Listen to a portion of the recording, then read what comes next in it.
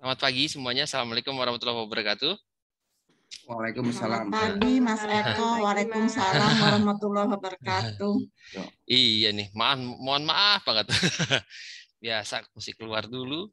Nah, kejauhan.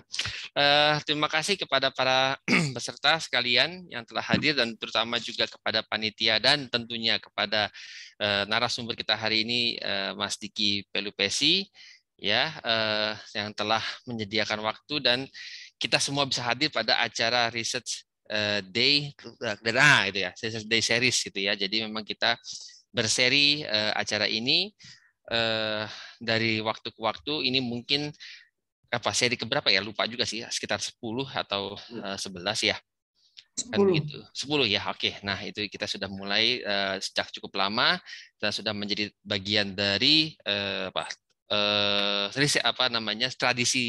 tradisi sosialisasi dari hasil penelitian ataupun kajian dari Fakultas Psikologi Universitas Indonesia.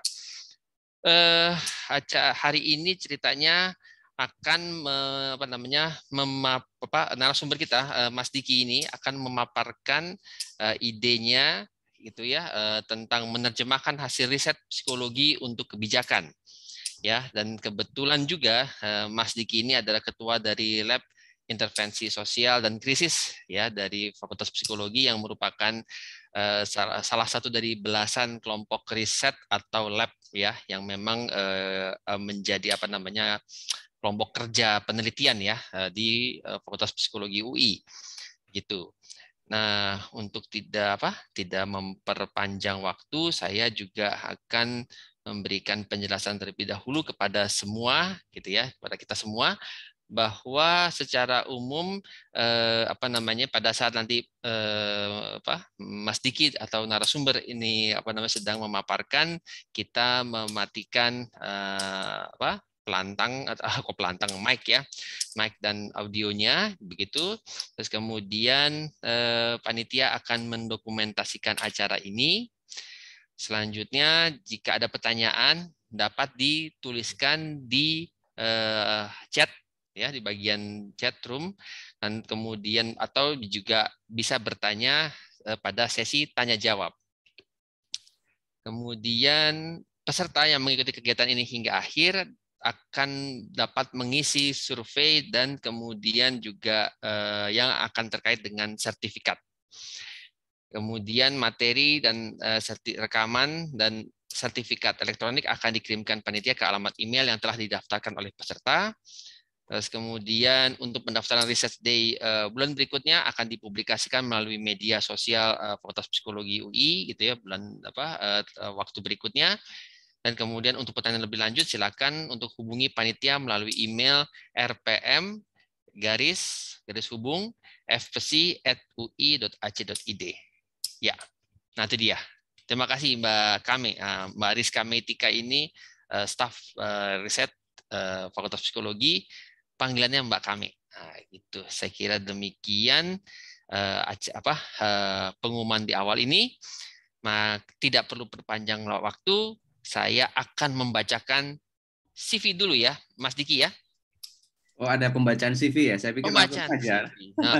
Ada pembacaan CV gini. Ini dahsyat ini nih ya, saya ngebuka ini gemeter ini teman-teman ini baca baca CV-nya. Pasti CV ini tadinya nyaris 20 jilid, saya curiga begitu, 20 jilid, cuma kemudian Mas Diki kayak ya, kayak Mas Diki lebih sulit memotong jadi 3 halaman CV ya daripada bikin materinya ya. Saya menduga demikian gitu ya. Nah, kita mulai dengan kenapa sih ini Mas Diki ini muncul di acara ini. Kita lihat dulu nih, yang dahsyatnya adalah aktivitas profesionalnya. Setidaknya sejak tahun 2020 nih ya, Mas Diki ini adalah ketua Pokja penyusunan pedoman pemantauan mutu dan layanan pemulihan berbasis masyarakat BNN ya, sejak tahun 2020 sampai sekarang. Dan kemudian yang juga tidak kalah keren itu adalah menjadi tim pakar bidang sosial dari Satuan Tugas atau Satgas Percepatan Penanganan COVID-19 Nasional ya Mas Diki ya. Ya, Oke kebetulan ya. begitu Mas Eko. Jadi dua aktivitas profesional ini saya rasa sudah menjelaskan gitu ya bahwa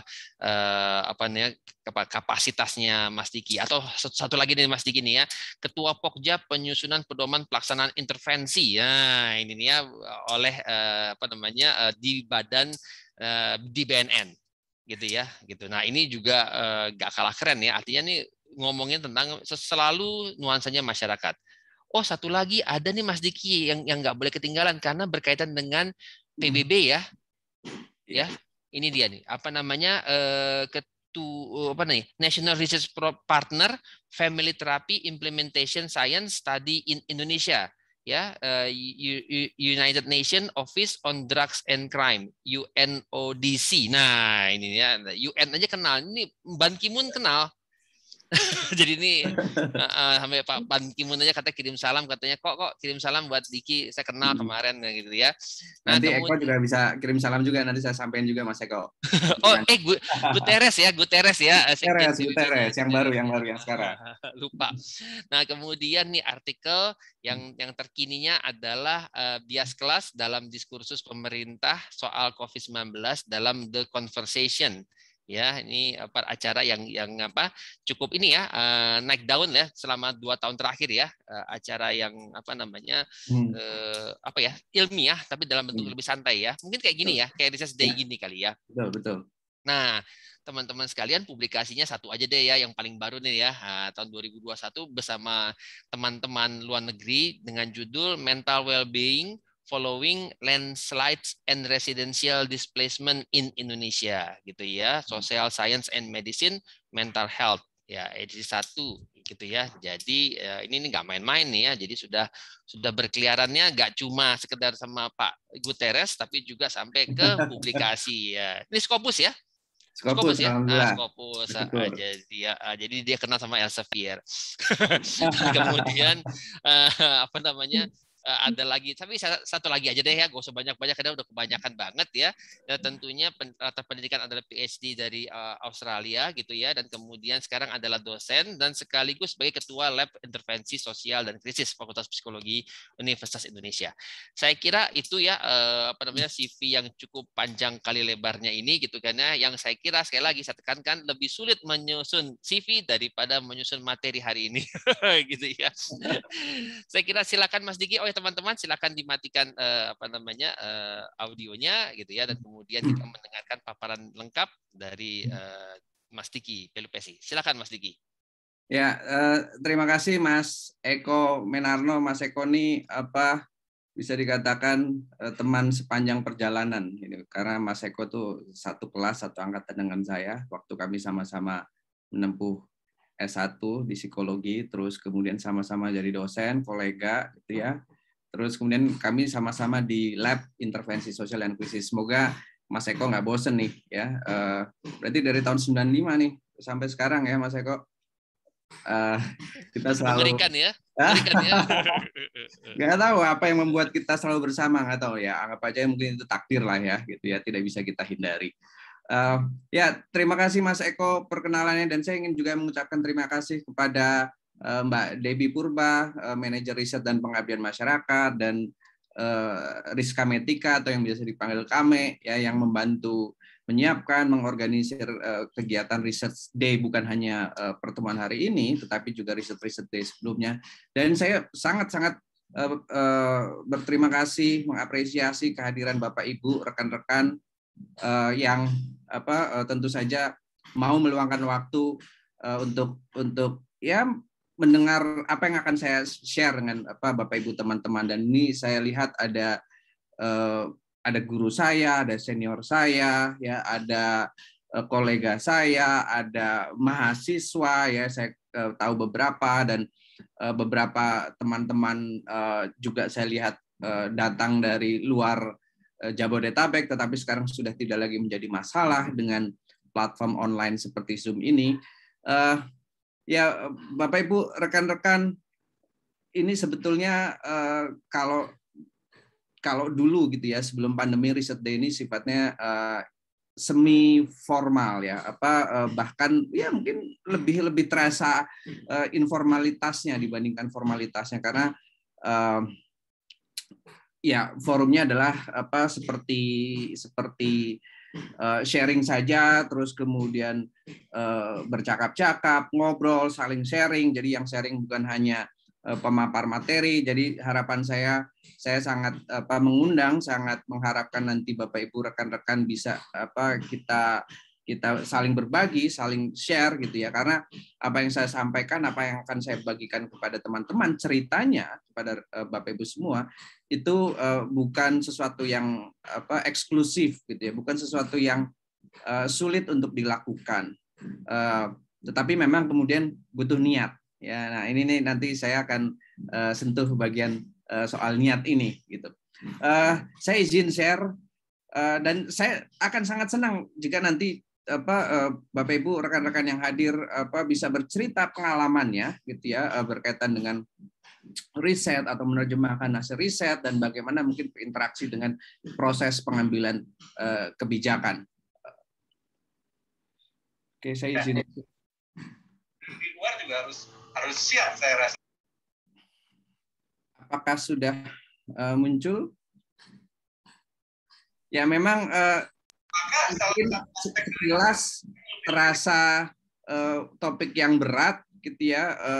Sudah ada riset, terus kemudian masih harus menerjemahkan hasil riset, masih kemudian berbicara kebijakan gitu. Dan saya memang sadar bahwa topik pembicaraan atau obrolan di Riset Day kali ini memang sepertinya agak lain dari yang sudah-sudah ya, Mbak Debbie dan Kame gitu ya.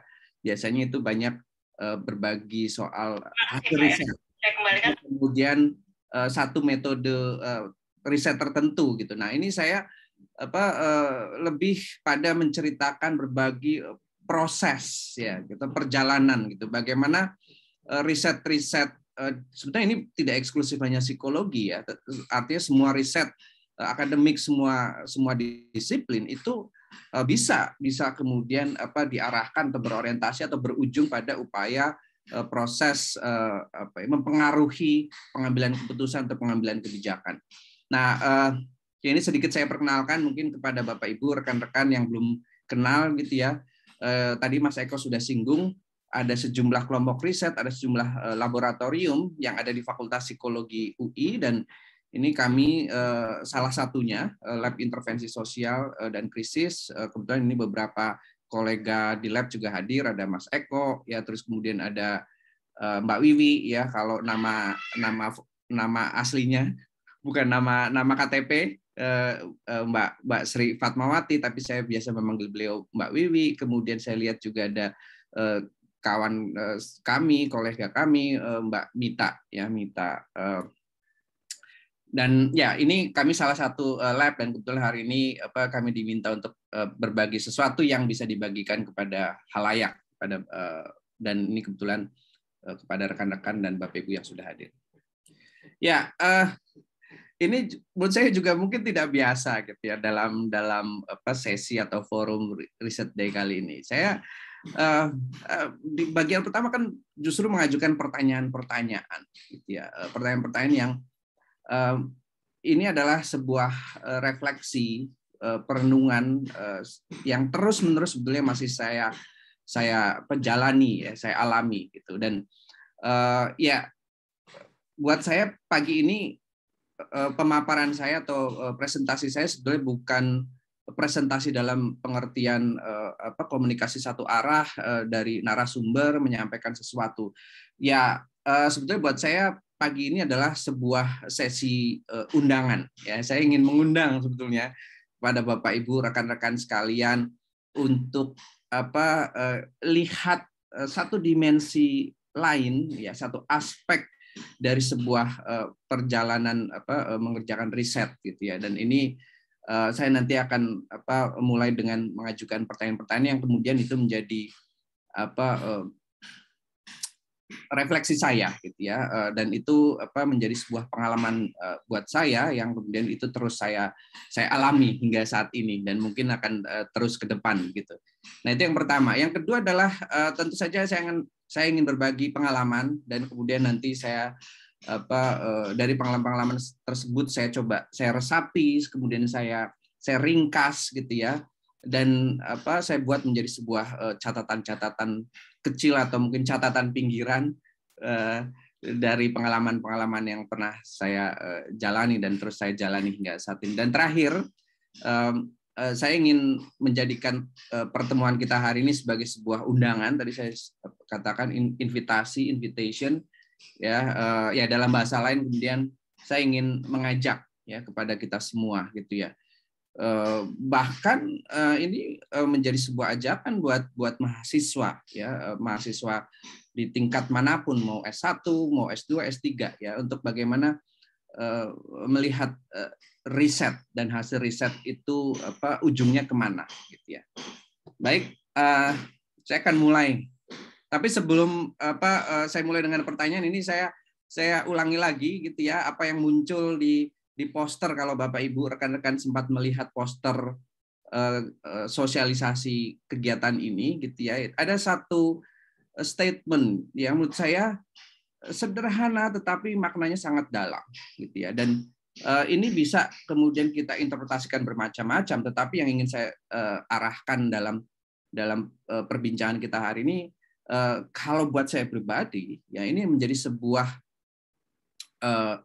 ya ajakan ya, menjadi sebuah dorongan ya untuk kemudian bagaimana riset-riset yang saya lakukan atau yang saya terlibat itu arahnya kemana gitu ya. Nah, ini adalah sebetulnya banyak pernyataan-pernyataan yang bisa dikutip dengan nada yang sama begitu, tetapi saya khusus ambil yang ini dari seseorang yang bernama Deborah Birx ya. Dia kebetulan adalah koordinator gugus tugas, mungkin sama-sama di gugus tugas mungkin, jadi saya ambil ini gitu. Cuma bedanya dia gugus tugas di negara Paman Sam, waktu itu pasti di bawahnya Donald Trump, karena saat itu masih presiden di Amerika Serikat adalah Donald Trump. Deborah ini atau ya Deborah Birx ini adalah koordinator gugus tugas ya penanganan COVID-19 lah, singkatnya seperti itu. Dia mengatakan bahwa tidak ada senjata pamungkas gitu ya. There is no magic bullet ya. Tidak ada kemudian there is no magic vaccine or therapy gitu ya. Semuanya ini tentang perilaku ya. Jadi dan saya yakin kalau ini direnungkan, kita diamkan pernyataan ini dan coba kita pikirkan sejenak, tidak usah lama-lama 30 detik, 60 detik, saya yakin kita akan sepakat ya, setuju bahwa pandemi ini bermula, pandemi ini terus kita alami, dan pandemi ini rasa-rasanya hingga kini masih juga belum bisa kita pastikan akan berakhir. Itu semua karena tentang perilaku manusia. It's just behavior, gitu ya. Gitu. Dan itulah saya pikir kenapa kalau kita bicara senjata, ya ini weaponnya atau bulletnya, gitu ya, amunisinya untuk kita menghadapi pandemi ini, kan kita sangat-sangat familiar dengan apa yang kita sebut sebagai protokol kesehatan. Prokes gitu. Dulu kita kenal 3M, sekarang menjadi 5M. Menjaga jarak, mencuci tangan, memakai masker, menjauhi kerumunan, dan mengurangi mobilitas ya. Itu semua tentang perilaku ya. Belum kita bicara tentang dampak ya, dampak pandemi ini ya, situasi pandemi ini. Kita bisa daftar, kita bisa data gitu ya, apa sih yang kemudian sebetulnya terjadi di dalam situasi pandemi ini. Nah, menurut saya ini menjadi satu pernyataan yang sangat menggugah gitu ya, bahwa it's just behavior, semua tentang perilaku gitu ya. Kita bicara dalam konteks pandemi yang spesifik sekarang kita alami, COVID-19 ya.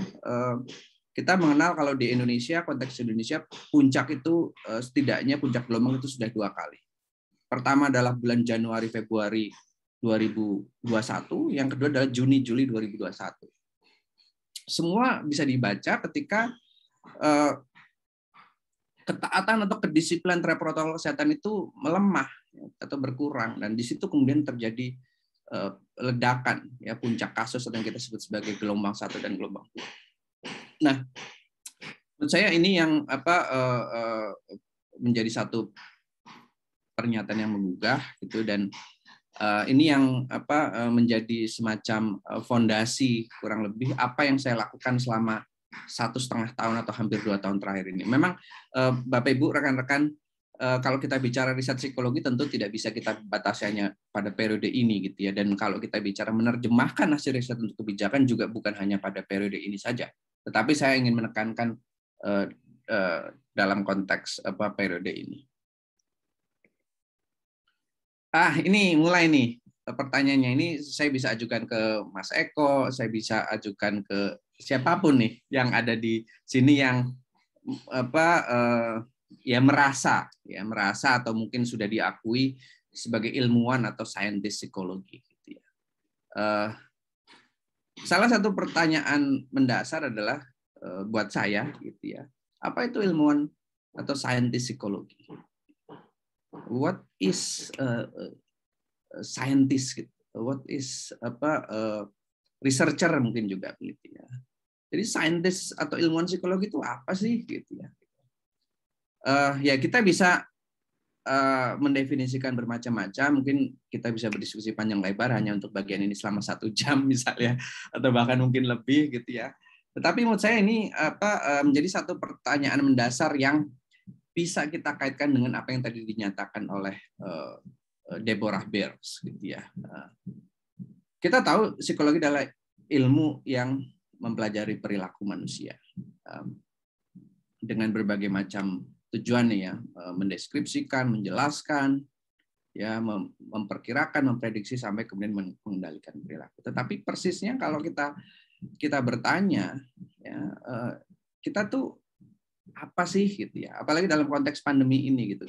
Dan itu sebenarnya nanti akan dilanjutkan dengan apa yang mestinya kita lakukan gitu sebagai saintis atau ilmuwan psikologi.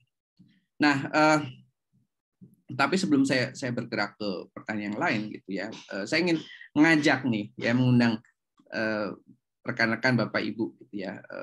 Kalau kita mendefinisikan atau mengklaim diri kita sebagai ilmuwan psikologi, apa sebetulnya?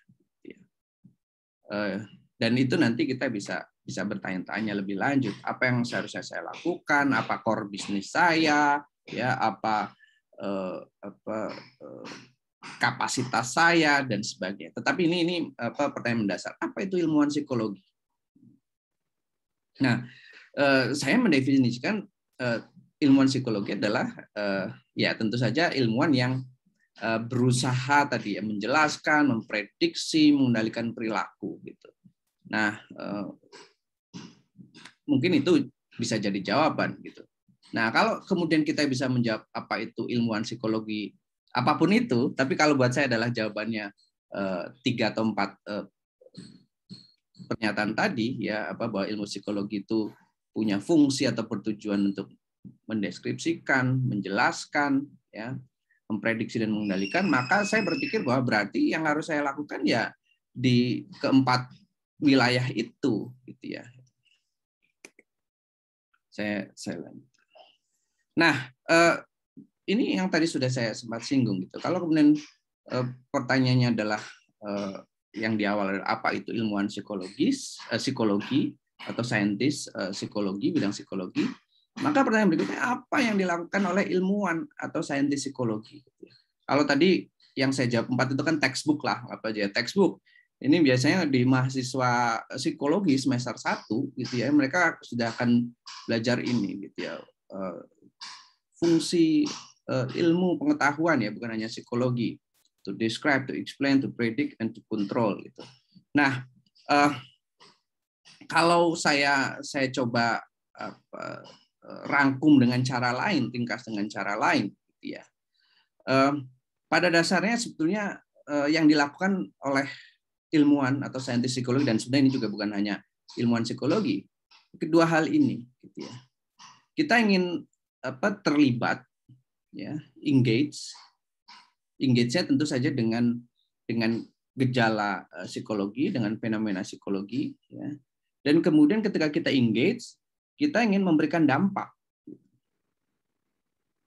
Nah, engagement atau dampak yang ingin coba kita nyatakan, ya, kita aktualisasikan, gitu ya, pada akhirnya akan menjawab psikologi itu bisa apa, untuk apa. Gitu, ya. Kita engage ya dalam satu aktivitas riset misalnya, gitu ya. Itu akan menjawab riset kita itu untuk apa. Ya.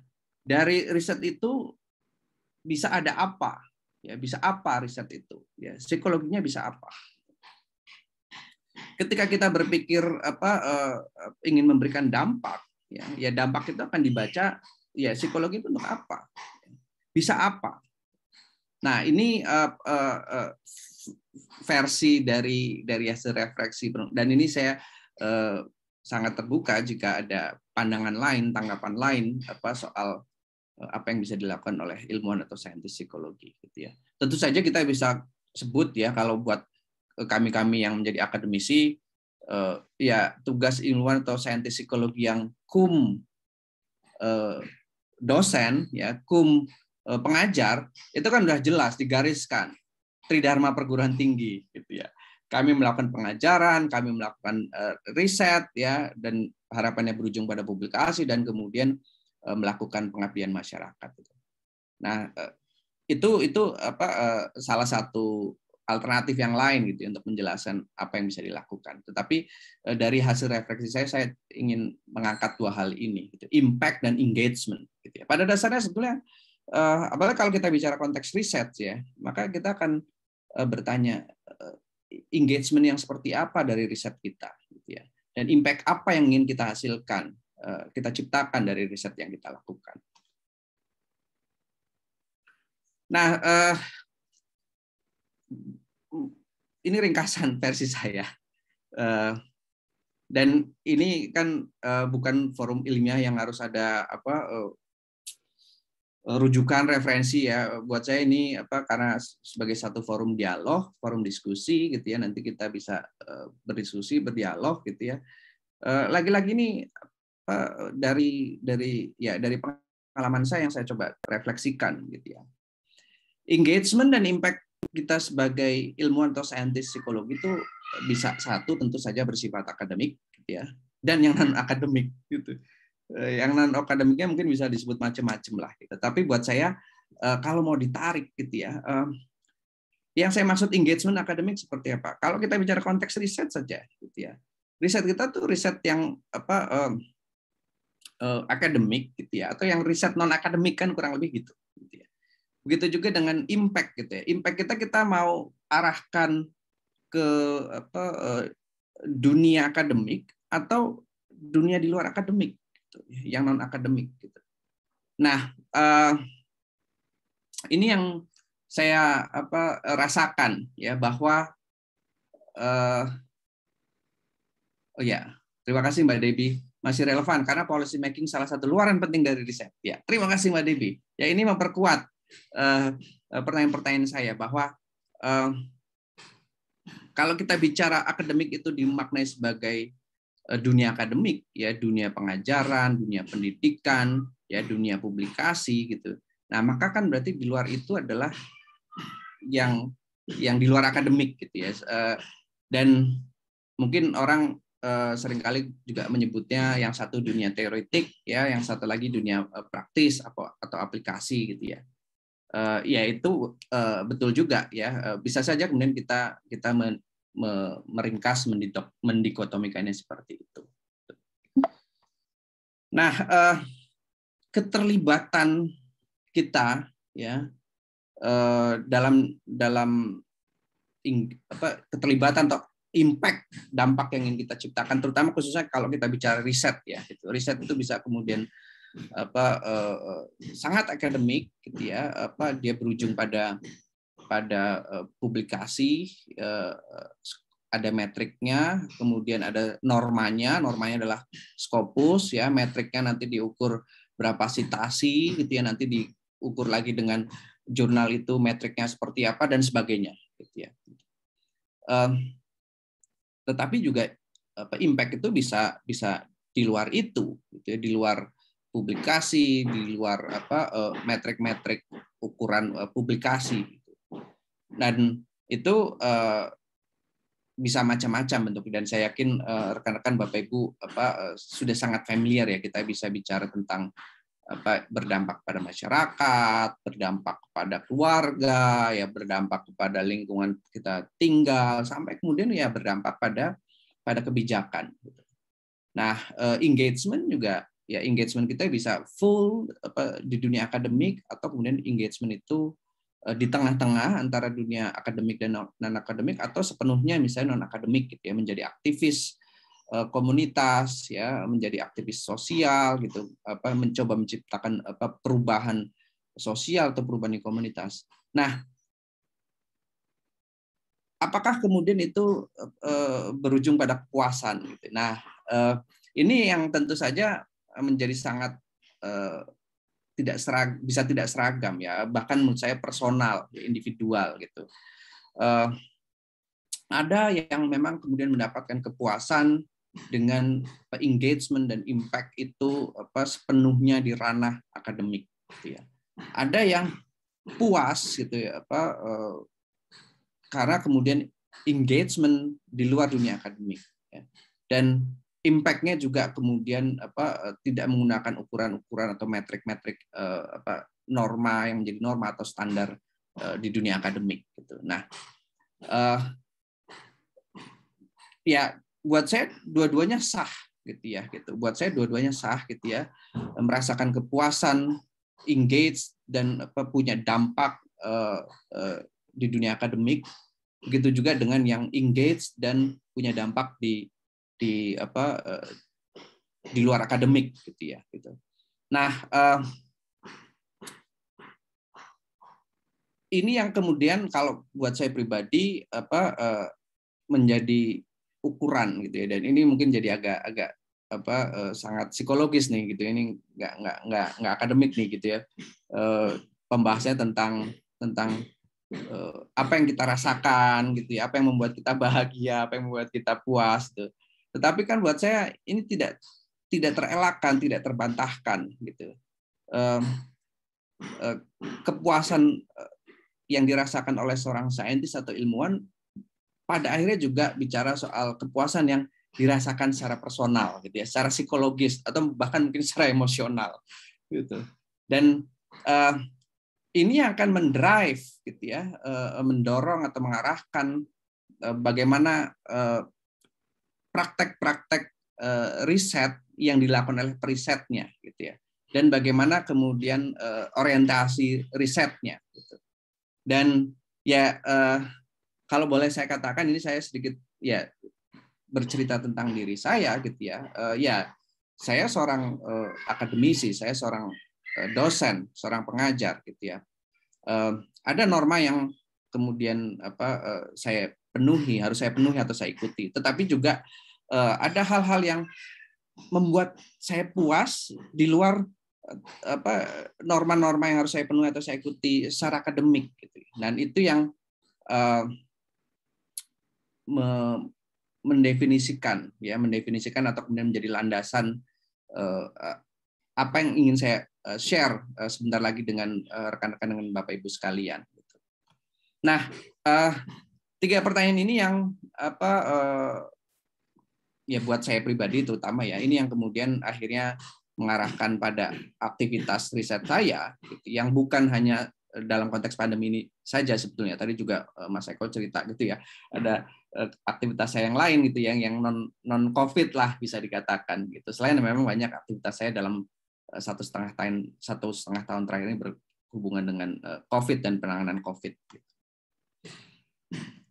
Semoga pertanyaan-pertanyaan tadi tidak membingungkan atau menghilangkan fokus apa yang ingin saya sampaikan. Tapi buat saya pertanyaan-pertanyaan itu ya ingin saya share gitu ya, karena tadi sifat apa yang ingin saya sampaikan itu sifatnya undangan, mengajak nih, cari teman nih saya nih sebetulnya, cari sekutu ya, ingin berkoalisi, ingin beraliansi nih dengan siapapun yang kemudian tadi ya bisa engage, bisa memberikan dampak bukan hanya di dunia akademik tetapi juga di luar dunia akademik. Oke, baik. Sekarang saya masih punya waktu 20 menit ya kalau nggak salah ya Mas Eko ya. Iya, iya. Ya, saya akan sharing beberapa riset ya yang saya lakukan dalam konteks pandemi ini, gitu ya. Dan kenapa kemudian ini saya kaitkan dengan menerjemahkan hasil riset untuk kebijakan. Gitu. Nah, tetapi sebelum ke sana, ya saya ingin menyampaikan, dan saya pikir ini semua kita tahu ya, apalagi kalau seorang scholar gitu ya, tahu persis bahwa aktivitas riset bisa untuk sebagai satu cara untuk mengakumulasi pengetahuan ya, tetapi sebenarnya kita juga tahu bahwa dari riset itu solusi-solusi bisa dihasilkan ya, solusi-solusi terhadap problem masalah sosial ya, atau ya masalah sosial kemasyarakatan ya, bisa politik, bisa ekonomi dan lain-lain. Tetapi kalau kita bicara konteks pandemi ya, solusi untuk pandemi gitu, penanganan pandemi.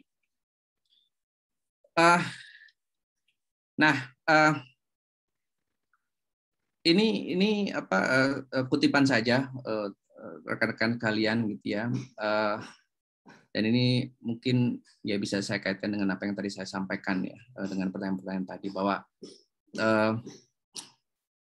riset itu akhirnya bisa juga dinilai gitu ya, dampaknya itu bukan hanya tadi mengikuti standar norma metrik akademik gitu ya, yang berlaku di dalam dunia akademik gitu, tetapi juga di luar dunia akademik, dan itu salah satunya adalah dunia public policy ya, kebijakan publik gitu. Nah, menurut Busball ini salah satu dampak dari riset itu ya bisa dijudge, bisa dinilai sejauh mana kemudian dia mempengaruhi kebijakan publik, shape public policy. Nah, dari situ saya ingin cerita pengalaman dan catatan personal saya dengan teman-teman sekalian gitu ya. Ini beberapa engagement saya dalam forum, dalam kelompok ya, atau dalam struktur yang lebih rigid, misalnya ketika saya terlibat dalam gugus tugas atau satgas gitu ya. Ini beberapa yang saya terlibat. Ini saya mau cerita semua terkait dengan engagement saya, gitu ya. Nah, bersama panel sosial untuk kebencanaan atau panel sosial kebencanaan itu di bulan Maret kami sudah melakukan satu studi sosial, ya, studi sosial yang kemudian diikuti dengan studi-studi yang lain yang kalau dihitung itu dalam waktu 2 bulan, tidak sampai 2 bulan. Ya, kami melakukan 4 studi. Ini 3 studi pertama, 4 studi. 4 studi. Dan saya perlu cerita sedikit, panel sosial ini ya dengan sebutan panel dia tidak tidak single atau mono institusi gitu ya, atau monokultur akademik atau monodisiplin. Jadi ini sifatnya lintas disiplin ya, dan lintas institusi gitu ya. Dalam waktu kurang dari 2 bulan kami melakukan 4 studi ini gitu ya. Dan yang perlu ingin saya tekankan adalah kenapa studi-studi ini dilakukan. Ya, ini teman-teman, rekan-rekan bisa lihat kalau yang di kiri studi sosial 1 itu bicara soal keterbukaan informasi COVID-19. Ini kami lakukan 2 minggu, tidak sampai 2 minggu setelah Indonesia mengumumkan kasus pertama dan kedua yang ada di Depok. Gitu. Nah, kasus pertama, kasus kedua di Depok itu menimbulkan banyak cerita ya, atau bahkan kontroversi. Gitu ya. Kalau masih ingat Bapak Ibu, rekan-rekan kan kemudian yang pasti subjek 1 dan subjek 2 itu kan berada di bawah spotlight gitu ya. Jadi publik, media melihat ke mereka gitu ya. Mereka bahkan seperti ditelanjangi ya, dan juga dihakimi gitu. Dan di sisi lain kemudian menimbulkan kepanikan ya, kepanikan yang luar biasa dan juga kepanikan yang tidak berdasar gitu. Saya ingat betul 1 atau 2 hari setelah pengumuman kasus 1, kasus 2, saya kebetulan waktu itu pergi ke satu supermarket, itu saya bisa melihat dengan jelas gitu ya, betapa kemudian masyarakat panik gitu ya, terlihat dari perilaku berbelanja mereka gitu ya. Nah, Tetapi kemudian kita juga akhirnya mengembangkan perilaku-perilaku irasional lain gitu ya, termasuk kemudian tadi yang saya sebut menelanjangi subjek 1, subjek 2, terus beredar cerita-cerita yang wah kemana-mana lah gitu ya. Nah, apa yang kemudian kami lihat dari peristiwa tersebut gitu ya. Nah, ini bicara soal kepanikan terjadi karena kemudian informasi yang tidak jelas gitu ya. Informasi yang ya tidak transparan, tidak terbuka gitu ya gitu. Nah, termasuk kemudian waktu itu masyarakat sudah mulai berhitung dan juga khawatir ya melakukan perjalanan, apalagi kalau yang orang Depok mungkin waktu itu udah kepikiran wah di rumah aja deh gitu ya. Wah, ini kasusnya di Depok gitu. Nah, jadi kami melihat bahwa informasi saat itu ada masalah gitu, dan termasuk bahkan waktu itu counter dari pemerintah menyatakan bahwa sebetulnya ya kasus 1, kasus 2 itu udah kebetulan terbuka, itu akhirnya dibuka sedemikian rupa gitu ya. Nah, tetapi ketakutan kecemasan yang terjadi setelah itu adalah karena kemudian masyarakat tidak punya kejelasan gitu ya. Misalnya si subjek itu sudah pernah ketemu siapa saja, kemana saja gitu ya gitu. Dan itu sebenarnya Bapak Ibu rekan-rekan bisa dicek kenapa pemerintah misalnya melakukan melakukannya saat itu. Nah, maka kami melakukan studi ini gitu ya. Sebetulnya penting tidak sih? Gitu, pertanyaan mendasarnya adalah informasi dibuat sejelas-jelasnya. Gitu. Memang di satu sisi kemudian mungkin akan menimbulkan kecemasan, tetapi apakah kemudian itu yang harus menjadi perhatian dan kita jadikan alasan untuk kemudian menutup informasi gitu ya. Karena kemudian kita berharap saat itu sudah mulai dipikirkan justru dengan informasi yang transparan, masyarakat justru punya petunjuk arah yang lebih jelas gitu ya. Bukan hanya karena kecemasan dan ketakutannya gitu. Nah, kami lakukan studi itu. Kami cukup surprise karena waktu itu baru pertama kali saya sendiri sebagai peneliti kaget gitu ya. Dalam waktu 3 hari gitu ya, dalam waktu 3 hari kami mengumpulkan 15.000 responden ya. Antusiasme luar biasa. Ya memang waktu itu dilakukan secara online, tetapi mengagetkan sekali dalam waktu 3 hari 15.000 responden terkumpul gitu ya. Nah, studi yang kedua itu kan Maret ya, terus kita masuk mulai April. Nah, waktu itu kita sudah mulai membicarakan Idul Fitri gitu ya. Dan waktu itu sudah mulai ada pembahasan tentang orang boleh atau tidak boleh pulang kampung, mudik dan sebagainya gitu ya gitu. Sementara dari sisi epidemiologi dari kesehatan publik ya, kesehatan masyarakat itu sudah jelas clear bahwa mobilitas tadi akan mempengaruhi proses penularan ya. Nah, kami melakukan studi 2 ini gitu ya gitu. Jadi studi 2 itu karena kami mengantisipasi satu situasi, maka kami lakukan studinya. Nah, studi ketiga itu kemudian waktu itu kita heboh nih gitu ya. Kita tuh perlu lockdown atau tidak gitu ya. Kita perlu PSBB atau tidak perlu PSBB gitu. Nah, kami ingin mengumpulkan pandangan masyarakat, pendapat masyarakat. Nah, kami lakukan studi-studi ini. Nah, ini beberapa hasilnya ya. Ini yang versi infografis. Nah, ini yang studi 2 gitu ya gitu. Dari studi 2 kami bisa mendapatkan peta lah gitu ya, gambaran peta kemungkinan pergerakan ya, khususnya di Pulau Jawa dari mana ke mana gitu ya. Itu kami bisa menemukan polanya dari studi ini gitu ya. Terus apa alasan mereka gitu ya? Karena kita tahu pada saat itu banyak orang memutuskan pulang kampung atau istilah mudik atau apapun gitu ya. Karena kemudian usaha mereka sudah berhenti, pekerjaan mereka sudah berhenti gitu ya. Maka mereka ingin mendapatkan bumpernya adalah atau buffernya adalah dengan cara pulang kampung. Nah, dan itu kemudian terjadi pada momentum Idul Fitri. Nah, kami mendapatkan peta seperti ini. Gitu. Dan kemudian di studi 3 kami punya gitu ya pandangan masyarakat gitu ya. Menurut masyarakat itu apakah karantina wilayah itu efektif atau tidak efektif? Kalau tidak efektif, kalau efektif apalagi yang efektif atau apalagi yang lebih efektif menurut pandangan masyarakat. Nah, kami tidak berpikir studi-studi kami itu kemudian pikirnya adalah publikasi. Ya, kami sama sekali ketika merancang studi-studi itu tidak terpikir yang pertama dan terutama adalah publikasi atau misalnya berpikir Scopus gitu ya gitu. Enggak gitu ya. Kita berpikir justru karena kita dalam aliansi ini kita melibatkan berbagai banyak lembaga ya, dan lembaga-lembaga ini berada dalam jalur-jalur yang bisa mengakses kebijakan publik atau menjadi bagian dari jalur kebijakan publik, maka ini sebenarnya yang kami utamakan ya. Kami menyampaikan temuan-temuan, kami menyampaikan hasil-hasil studi, gitu ya, gitu, kepada lewat channel-channel yang bisa mengambil keputusan, gitu ya, gitu. Nah, misalnya ini yang sebelah kiri, gitu ya, ya, kemudian data-data ini dipakai, gitu ya, gitu, untuk bagaimana menyusun kebijakan pelarangan atau pembolehan mudik dan bagaimana kemudian antisipasi di daerah dilakukan. Gitu. Nah, ini yang studi 4 setelah PSBB kami mengevaluasi gitu ya.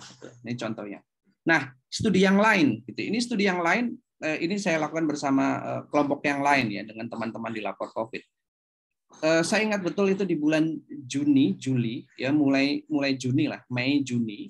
Itu kita berhadapan dengan satu masalah lain yaitu masalah stigma Covid gitu ya. Jadi karena teman-teman di lapor Covid itu kami banyak mendengarkan laporan, keluhan ya dari warga masyarakat.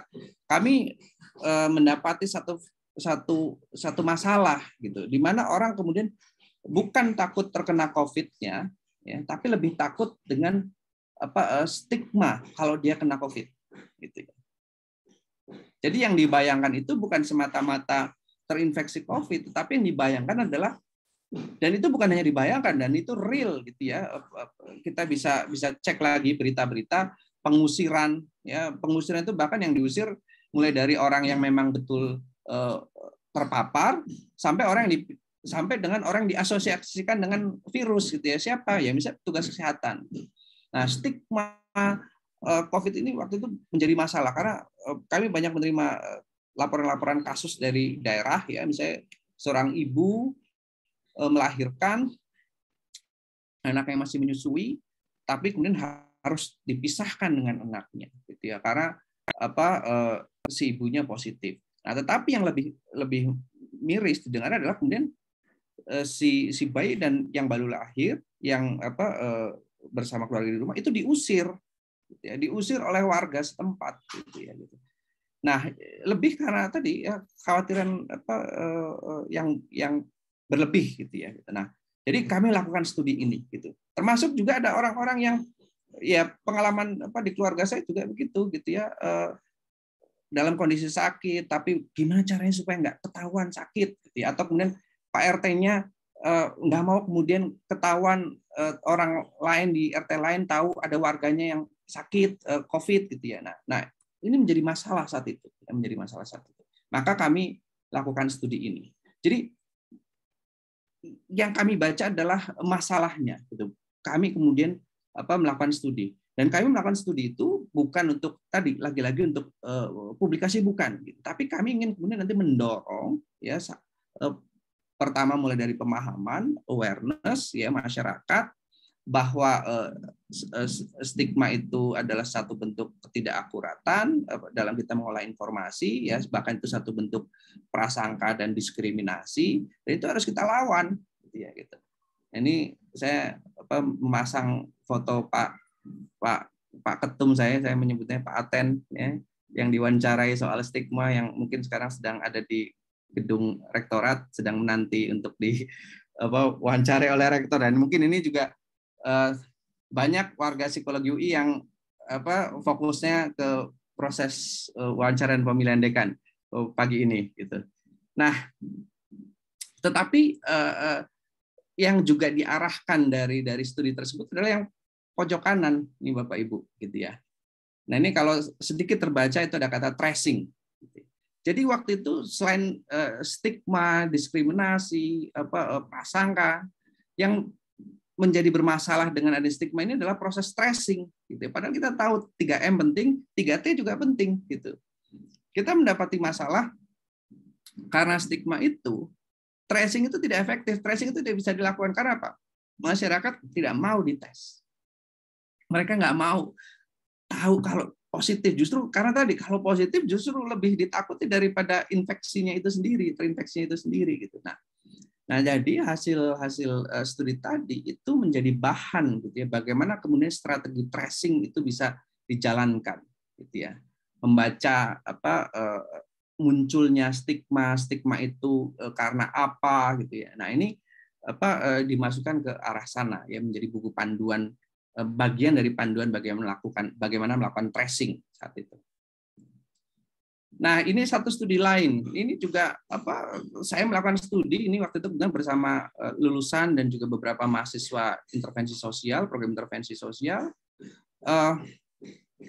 Kami melakukan studi intervensi ya, dan kami berpikir kami ingin tahu nih gitu supaya kemudian nanti pengambil kebijakan yang berkaitan dengan pasar, karena waktu itu di bulan-bulan Agustus, September, Maret yang kita sebut sebagai klaster pasar.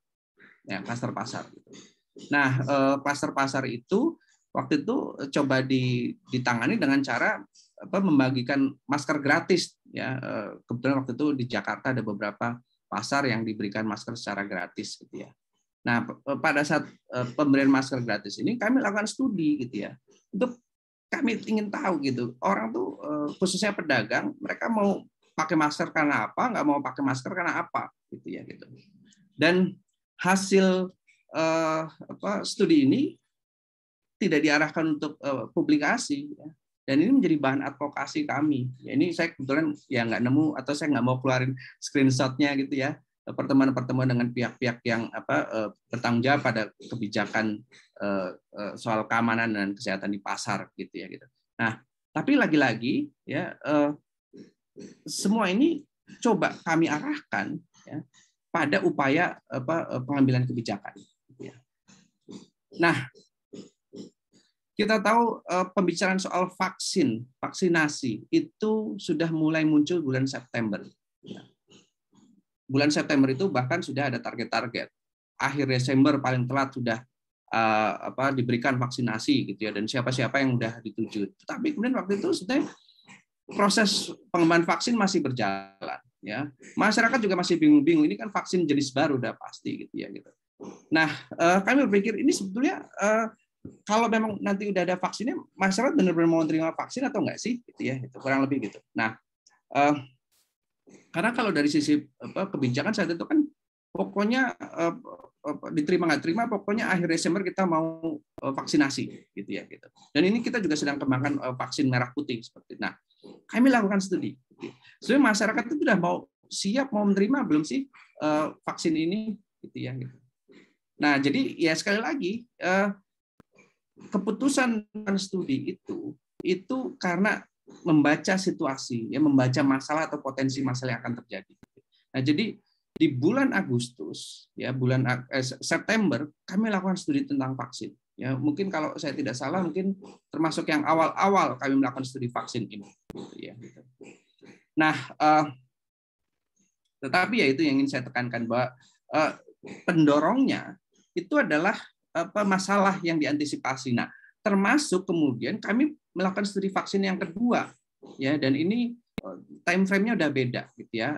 Ketika kemudian vaksin sudah banyak diberikan, mulai bulan Januari, Februari kepada nakes dan kemudian kepada kelompok-kelompok lain dan juga masyarakat. Nah, di bulan Mei, ya, ketika sudah vaksin cakupan vaksin itu sedang gencar-gencarnya diupayakan, kita punya masalah, ya, terutama rendahnya cakupan vaksinasi kelompok lansia, gitu.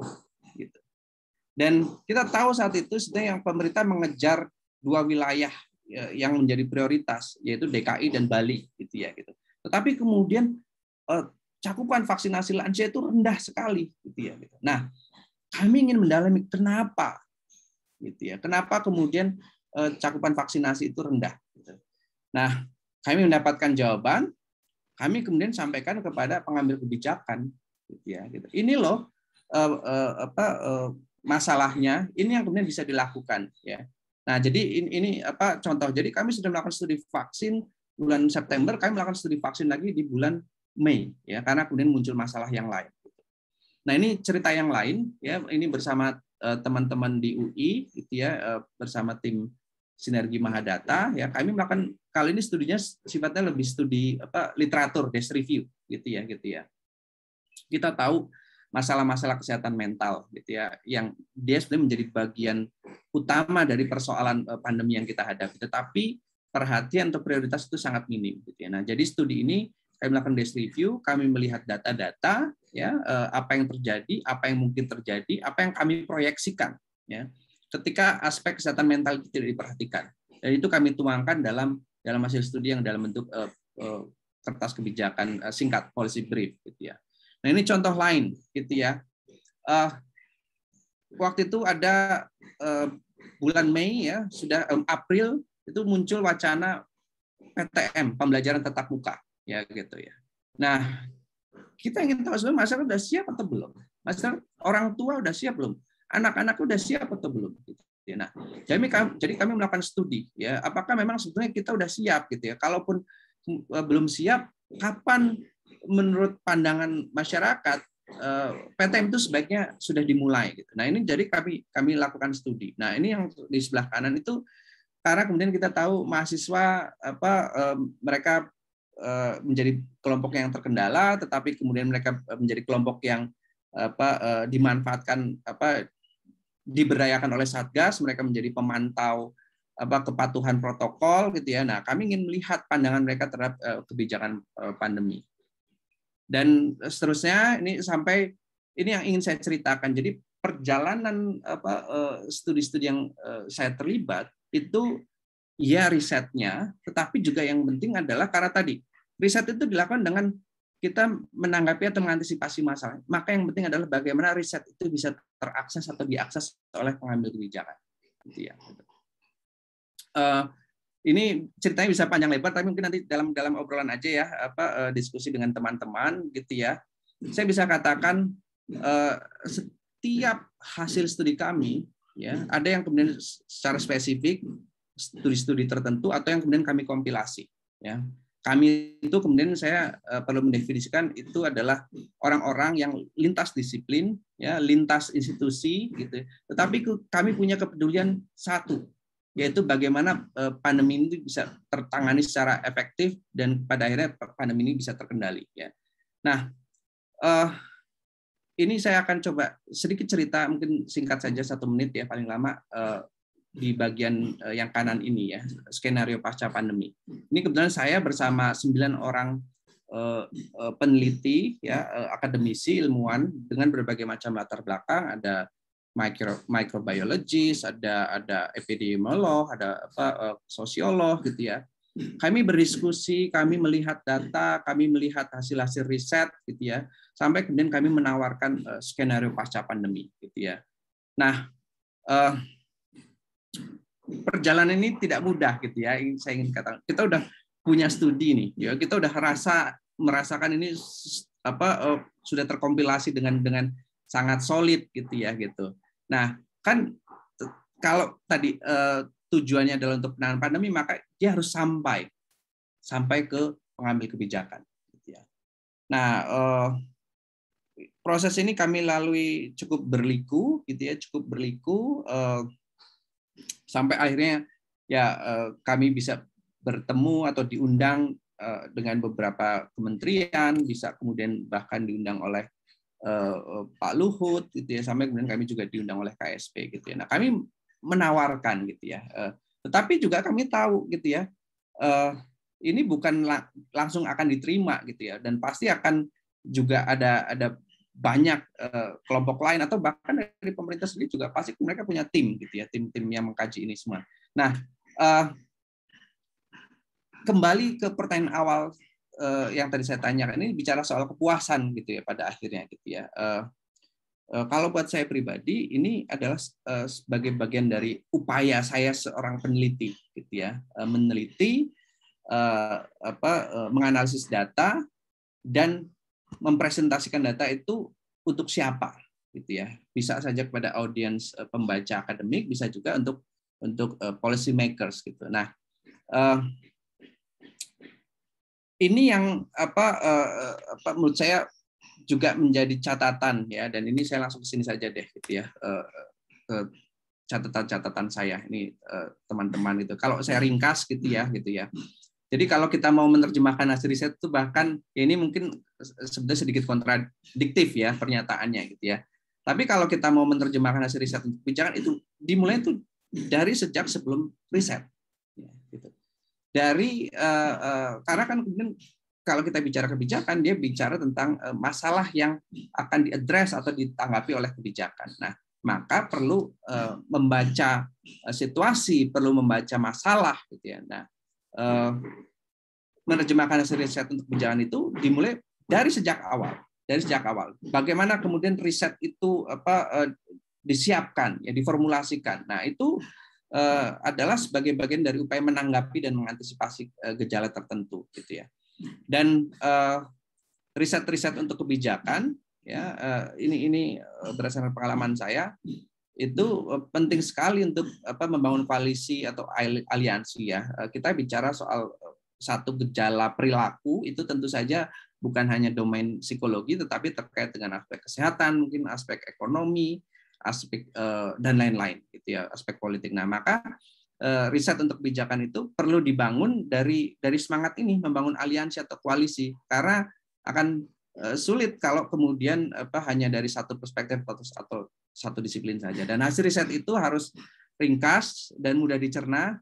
Tadi saya tampilkan satu slide yang kemudian dipakai oleh Kemenhub gitu ya.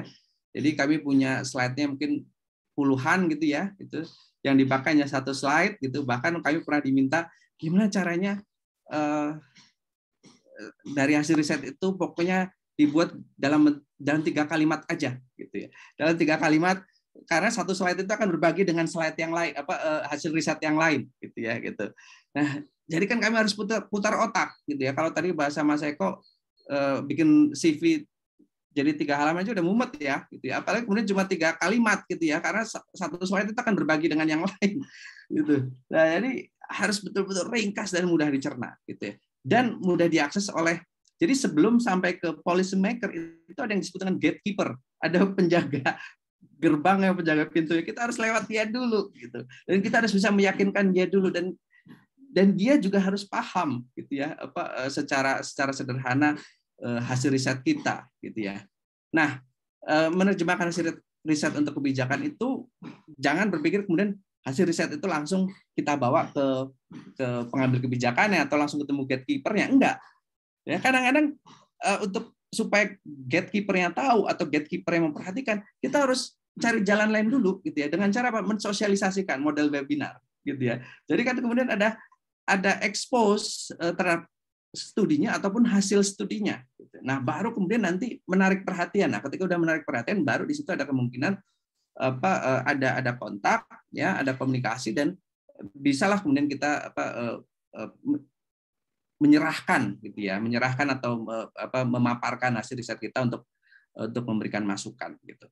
Nah, berikutnya ini pengalaman saya dan mungkin juga pengalaman yang tidak eksklusif gitu ya.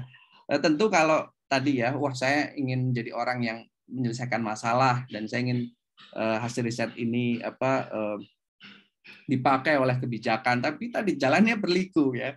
Jadi pada akhirnya kemudian perlu juga punya ekspektasi yang secukupnya gitu ya.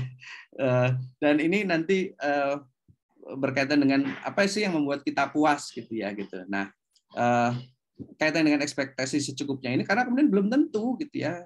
Tadi bayangkan bahkan hasil riset itu ada yang kita punya slide-nya itu bisa sampai 30-40 slide gitu ya. Tapi harus diringkas, dikompres itu ya, satu slide. Atau bahkan diringkas lagi cuma beberapa kalimat dalam satu slide gitu ya. Dan itu juga belum tentu kemudian nanti akan betul-betul diperhatikan gitu. Karena kita bukan satu-satunya pihak yang berusaha mempengaruhi kebijakan. Gitu. Nah, maka ekspektasi secukupnya ini juga menjadi penting. Nah, dan kalau buat saya ya menikmati proses itu juga harus terjadi gitu. Dan bahkan kalau saran saya lebih baik kita menikmati prosesnya daripada hasilnya. Jadi hasilnya adalah bonus kalau bisa saya katakan gitu. Dan karena kemudian proses ini berliku, maka ya terus mencoba dan berusaha gitu ya. Dan ini yang kami lakukan saat ini. Jadi memang di awal kami bergerak dari masalah, kami melakukan studi.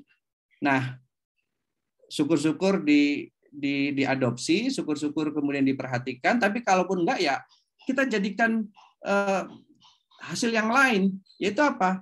Ya mengakumulasi pengetahuan gitu ya. Nah, jadi ini beberapa studi itu baru sekarang ini sedang kami tulis. Jadi setidaknya kalau sekarang saya sedang terlibat dalam penyusunan tiga publikasi yang tentu ini kita berpikir kalau udah publikasi ini adalah soal knowledge generation, knowledge production, mengakumulasi pengetahuan gitu ya. Dan ya itu tetap akhirnya bisa menjadi jalan yang kita lakukan ya gitu. Dan memang ini bukan pilihan either or ya, yang ini atau yang itu. Dua-duanya pada akhirnya bisa dilakukan gitu ya. Mencoba memberikan solusi tetapi juga bisa memproduksi pengetahuan gitu. Nah, ini ajakannya saya menggunakan kutipan ini saja dari Himrich ya. Dia bilang memang biasanya kita akademisi itu bagus lah gitu ya, oke gitu ya. Ketika kita mencoba memposisikan atau menempatkan hasil kerja kita itu dalam hasanah literatur akademik gitu. Tetapi yang juga perlu untuk penting juga diperhatikan, dipikirkan adalah bagaimana ini bukan hanya menjadi satu sumbangan akademik untuk dunia akademik, untuk disiplin, tetapi juga untuk kemaslahatan umat ya, kemaslahatan bersama. Karena kita bicara tentang politik, bicara tentang policy adalah bicara tentang kemaslahatan atau kebaikan yang berusaha diwujudkan lewat proses penyusunan kebijakan. Dan artinya kemudian kita bicara political landscape ya. Nah, ini juga dari Himrich, dia bilang bahwa hasil riset itu bisa menjadi bahan advokasi ya, dan advokasi itu perlu dipahami adalah sebagai sebuah proses yang berlanjut ya, yang sebetulnya pada dasarnya adalah menciptakan hubungan gitu ya, relasi antara expert ya, antara pakar ahli dengan mereka yang berada di ruangan pengambil kebijakan ya, pemerintah gitu. Yang kita harapkan hubungan itu kemudian bisa menjadi hubungan di mana si expert ini memberikan informasi ya untuk policy atau kebijakan. Ini informasi saja. Ini ada satu artikel yang menurut saya sangat apik ya, sangat menarik untuk dibaca ya buat rekan-rekan, teman-teman, Bapak Ibu yang tertarik untuk melihat riset dari sudut pandang upaya mempengaruhi kebijakan atau ya proses decision making gitu ya. Ini baik, demikian dari saya, Mas Eko. Ini share aja, kita ngobrol-ngobrol ya, bincang-bincang. Buat saya Scopus yes, advokasi yes. Advokasi yes, Scopus yes. Terima kasih, Mas Eko. Waduh, ini manteng 1 jam melotot gitu ya. Ini sama seperti jaga lilin itu loh, Mas Diki, lilin kalau kita akan ada folklore ya, itu babi ngepet ya. Itu folklore itu ya kan, habis nyala lilinnya kita jagain. Nah, sama mantengin paparan Mas Diki ini, mantengin 1 jam ini mesti melek gitu ya, karena memang pengalaman gitu ya, pengalaman. Dan pengalaman ini bukan karena memang sudah di bidang itu ya Mas Diki ya, tapi karena situasinya memaksa kan ya, situasi memaksa. Ini dalam hal ini COVID ya, situasi memaksa. Dan kita semua seakan-akan dalam sebuah laboratorium yang sama ya gitu ya, kita seakan-akan dieksperimenkan bersama gitu ya. Dan kemudian tidak tahu IVDV gitu ya, tidak tahu IVDP, tidak tahu definisi, bahkan kali Mas Diki ya. Nah, akhirnya orang-orang peneliti seperti Mas Diki ini akhirnya mencoba untuk melakukan kerangka berpikir yang ajak, sehingga akhirnya menghasilkan sebuah temuan kemudian dipaparkan kepada yang stakeholder ya, apa sih nama itu, bahasa Indonesianya, Pemangku kepentingan? pemangku kepentingan gitu kan. Dan memang gitu kan ya, tadi area terakhirnya adalah kalau nggak ngerti tentang political landscape-nya, maka bisa jadi apa yang kita hasilkan jangan-jangan hanya jadi kertas dan abu ya, kan begitu ya. Jadi gitu. Jadi ini apa nih, antara berkelit, antara lincah seperti belut kan gitu ya Mas Diki ya, kan harus disampaikan dengan baik, benar, dan bermanfaat. Ya. Itu kira-kira ya teman-teman sekalian. Ada yang ini apa namanya, tertarik untuk menyampaikan baik itu bertanya maupun pendapat, silakan. Menyebutkan nama dan asal.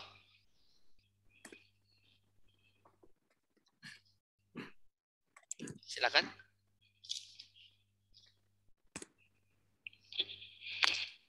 Oh, ada Mas Anwar. Silakan Mas Anwar. Baik, Mas Eko, terima kasih untuk waktunya. Perkenalkan, saya Anwar Iqbal. Status saat ini mahasiswa pasca sarjana psikologi di Universitas Gadjah Mada. Ya. Ingin bertanya ke Pak Diki, kurang lebih ada 2 pertanyaan sih, Pak. Ya, silakan Mas. Yang pertama itu, kalau saya tidak miss ya, tadi ada disebutkan kalau sebelum ke policy maker kita perlu melewati gatekeeper dulu. Ya. Nah, itu contohnya seperti siapa? Ya. Seperti itu. Itu yang pertama. Kemudian yang kedua, bicara soal melakukan riset seperti itu ya, atau riset-riset yang lebih sifatnya bukan berskala nasional gitu Pak ya. Karena kalau saya perhatikan tadi kan dari penjelasan Pak Diki khususnya seputar masa COVID ini kan, itu riset-risetnya itu end up-nya adalah skala nasional seperti itu kurang lebih. Ya. Atau daerah, tapi yang di daerah Jabodetabek. Nah, pertanyaan saya, bagaimana ya kira-kira proses untuk melakukan riset yang harapannya itu jadi kebijakan, tapi di daerah tersebut itu resources penelitinya atau ilmuannya itu tidak banyak. Let's say seperti di luar Pulau Jawa seperti itu Pak.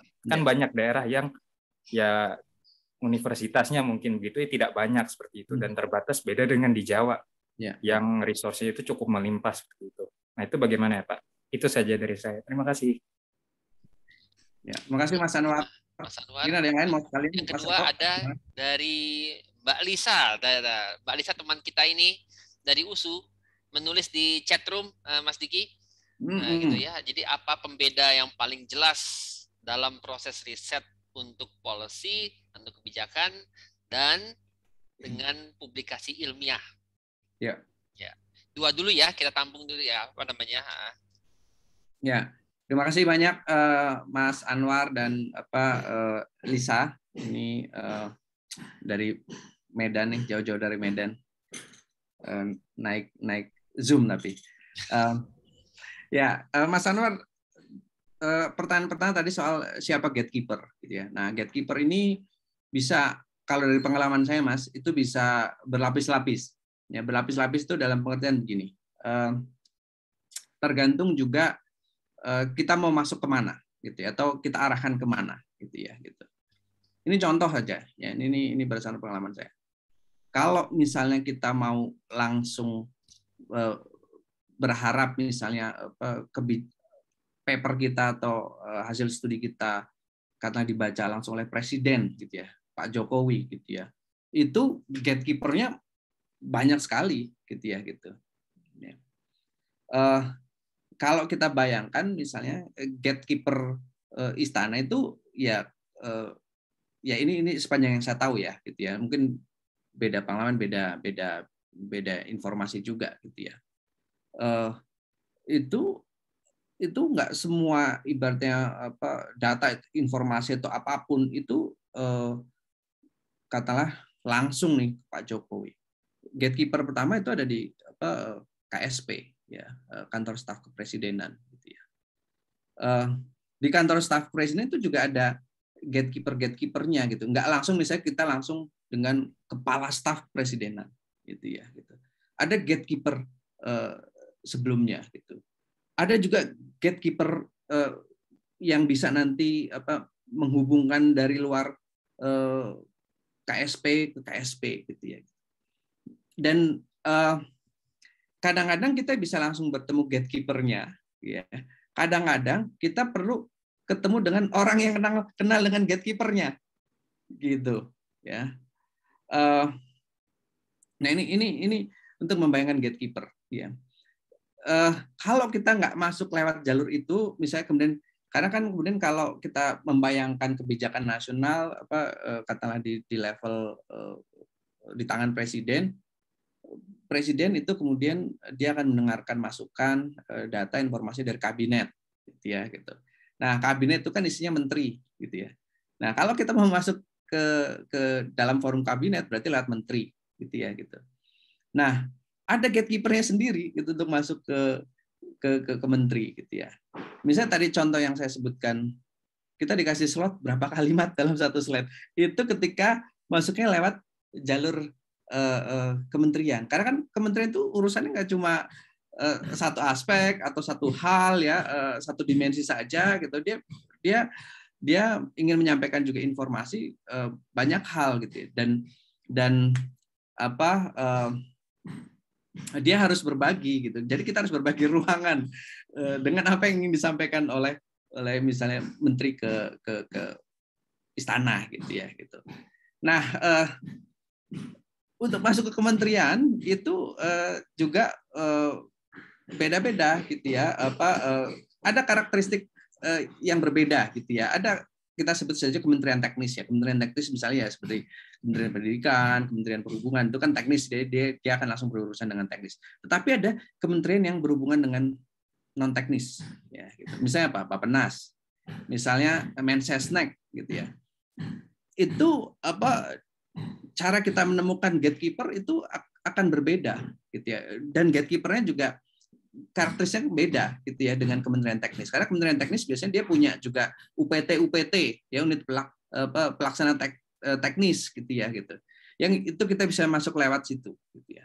Nah, kalau untuk kementerian non teknis, ya, mereka yang tidak punya unit teknis, ya sebut aja kita bisa katakan gatekeeper-nya bisa saja yang kita sebut sebagai politisi, gitu, ya. Dan kita perlu ya berkomunikasi, berkoordinasi, dan meyakinkan, ya, bahwa apa yang kita miliki ini adalah informasi yang dibutuhkan, ya.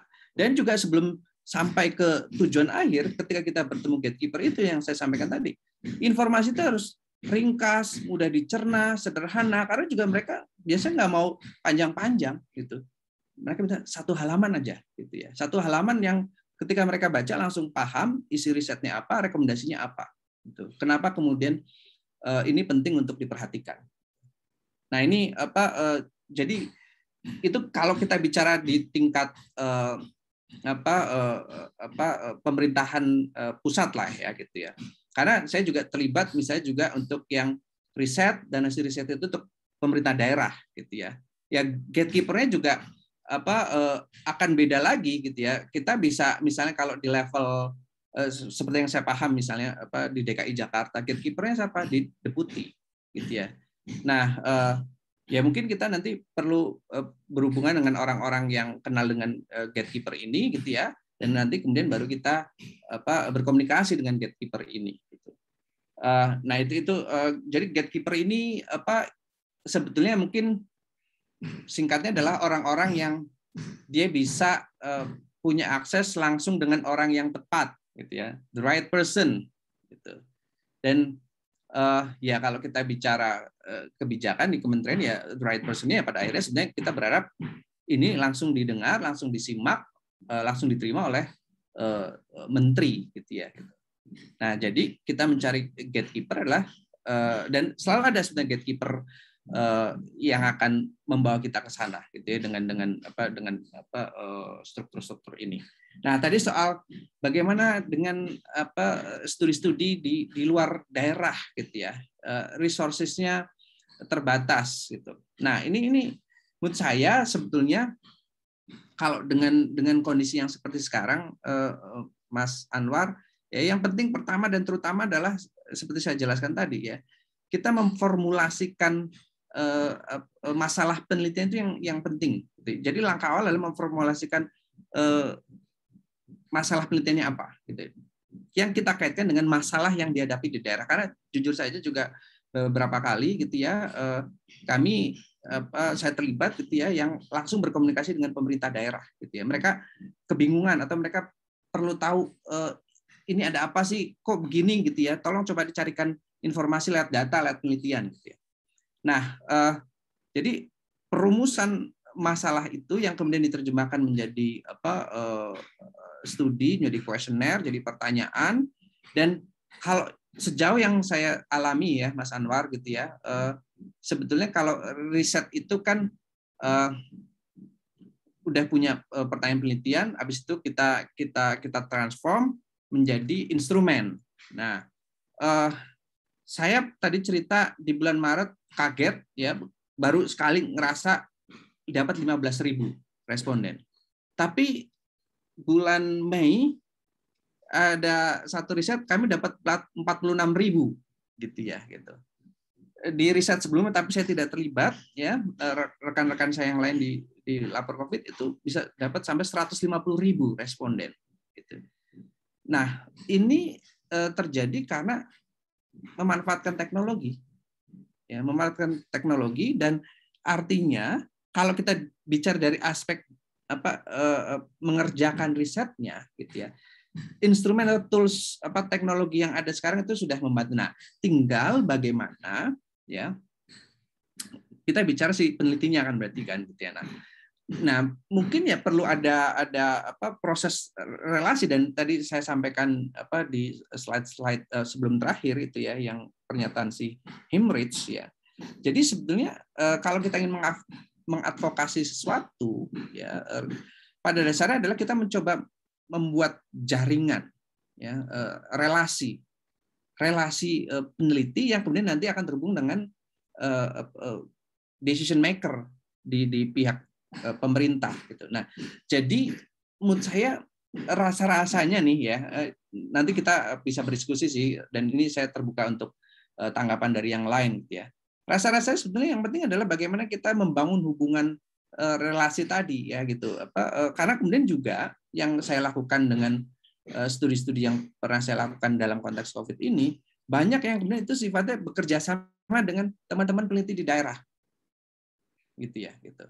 Bahkan misalnya nih ada satu penelitian yang vaksin yang bulan September itu kami bekerja sama dengan satu jaringan perguruan tinggi namanya FPT-PRB, Forum Perguruan Tinggi untuk Pengurangan Risiko Bencana, yang dia punya anggota di banyak sekali daerah, dan artinya kalau melihat itu ya sebetulnya bisa dibangun relasi itu tadi ya, dan membentuk jaringan gitu ya, membentuk jaringan peneliti yang kemudian nanti bisa melakukan penelitian bersama-sama dan kemudian bisa mengolah, menganalisis, dan kemudian menyusun hasil riset yang kemudian disesuaikan dengan misalnya tadi kebutuhan atau masalah di daerah gitu. Bahkan menurut saya nggak perlu juga ada harus seperti semacam bantuan atau dukungan atau support ya dengan yang di pusat gitu. Karena menurut saya dari pengalaman yang saya rasakan gitu ya, yang terpenting bagaimana kita memformulasikan masalahnya gitu ya. Terus itu kemudian kita tindak lanjuti dengan aspek-aspek yang lebih teknis ke dalam pembuatan instrumen dan lain-lain sampai kemudian data collection gitu. Jadi menurut saya ini bisa disiasati sebetulnya gitu. Meskipun saya juga tidak terlalu terbayang apakah misalnya yang disebut Mas Anwar Resources itu kaitannya dengan biaya. Saya bisa katakan semua riset yang pernah saya lakukan tanpa biaya, gitu, tanpa biaya. Gitu. Penelitinya juga nggak dibayar, biayanya juga nggak ada, tidak ada, gitu. Nah itu Mas Anwar. Nah berikutnya pertanyaan dari Lisa, gitu. Apa sih yang jadi pembeda paling jelas? Hasilnya, ya, pembeda paling jelas antara riset policy untuk policy ya, untuk proses policy making, dan untuk publikasi ilmiah ya. Untuk publikasi ilmiah tadi misalnya kita harus mengikuti pakem berapa ratus atau berapa ribu kalimat kata gitu ya. Terus ada struktur. Jadi artinya memang jadi satu format atau standar publikasi. Nah, sementara kalau untuk proses riset untuk policy, kita harus berpikir bahwa nanti tuh kalau kita bertemu dengan policy maker atau decision maker-nya, kita nggak akan suruh mereka baca full paper 10, 15 atau 20 halaman, 3.000 kata atau 5.000 kata atau 10.000 atau berapapun gitu. Kita harus bayangkan nanti semua ini nanti harus menjadi sangat ringkas, ya, sangat harus bisa dicerna dengan mudah, gitu ya, gitu. Dan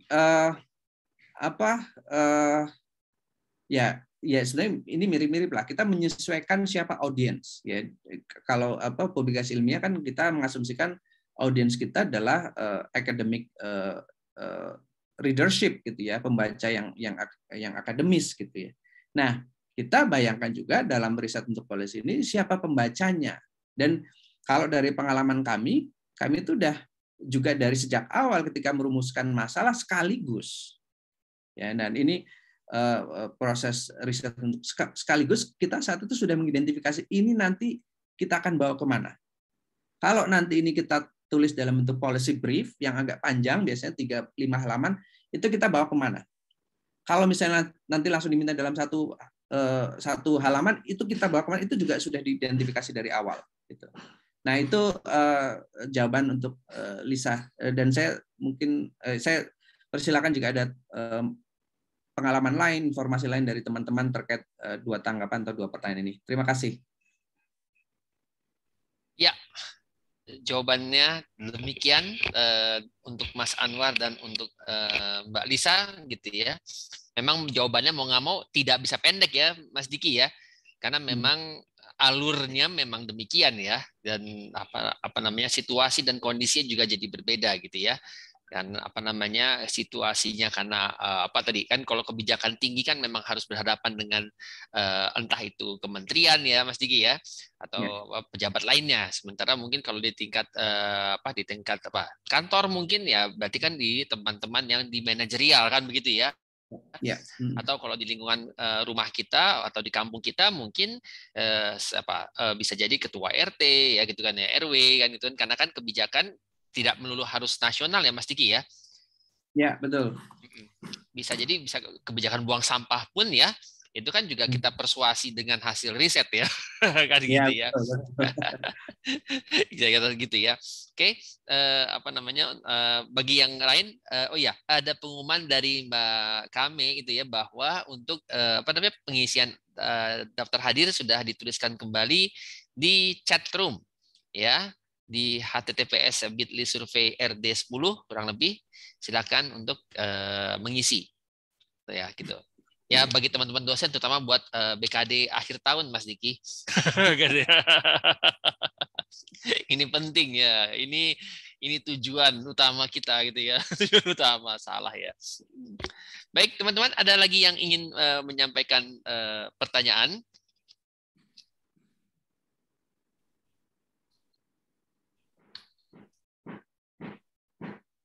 Nah, ada lagi dari pertanyaannya dari Bu Debbie ya. Maaf mungkin sudah disampaikan dan seterusnya. Dilakukan riset tersendiri atau riset dasar atau terapan yang sebelumnya nih, Mas Diki katanya.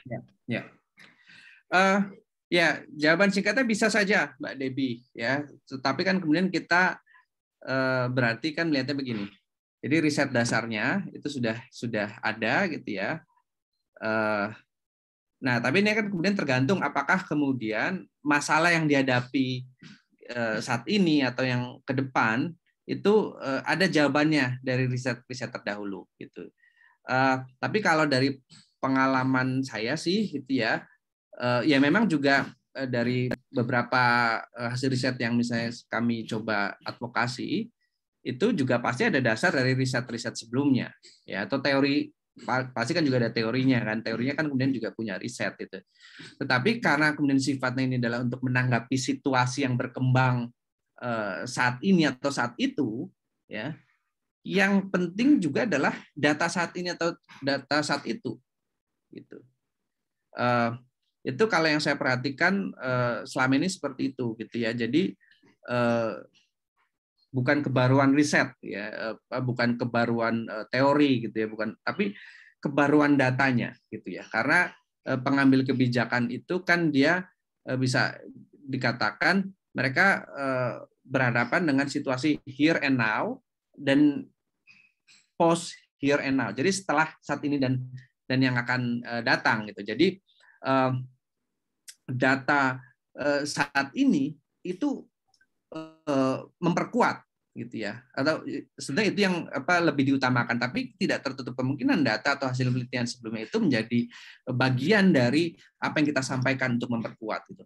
Nah, kalau yang saya perhatikan bisa saja, tetapi tetap policy makers itu mereka karena menanggapi masalah saat ini sekarang, mereka butuh kita support dengan data saat ini dan sekarang, selain kemudian riset-riset terdahulu. Demikian, Mbak Debbie. Oke, jawabannya ini apa namanya, sekali lagi gitu ya, bahwa kita tetap lagi-lagi butuh data gitu ya. Butuh data gitu. Saya jadi ingat nih Mas Diki, ini sekedar selorohan saja ya teman-teman ya. Yang mengerikan itu, ini tapi contohnya mengerikan nih Mas Diki gitu ya. Waktu Jerman hendak menyerang Uni Soviet gitu ya. Itu ternyata yang apa namanya, karena orang-orang Jerman pada saat itu tidak memahami kondisi Uni Soviet gitu ya, tanahnya dan segala macamnya gitu ya, karena mereka kan waktu Perang Dunia Pertama itu hanya main sampai Polandia, daerah-daerah Polandia kan ya, itu bahkan mereka membeli semua peta yang isinya adalah peta Uni Soviet. Artinya para jenderalnya pun ya Mas Diki, ya, ini tetap harus punya data here and now, gitu kan ya. Jadi saat ini sih tanahnya Soviet itu kayak gimana, gitu kan ya. Udah belajar, udah dipelajari segala macam, maka mereka bergerak perang. Tapi apa yang terjadi, Mas Diki? Karena salah berangkatnya kelamaan. Mestinya berangkatnya bulan Mei. Tapi mereka berangkat bulan Juni. Nah, masalahnya adalah musim dinginnya. Ini kan situasi baru ya. Betul. Nah, jadi akibatnya mereka tertahan oleh musim dingin. Nah, jadi sama ya, kira-kira begitu ya. Jadi riset psikologi yang sifatnya untuk kebijakan juga saat ini gitu kan ya, data saat ini memang penting gitu kan ya. Dan memang masa depan kita hanya bisa prediksi ya Mas Diki ya, hanya bisa prediksi gitu loh.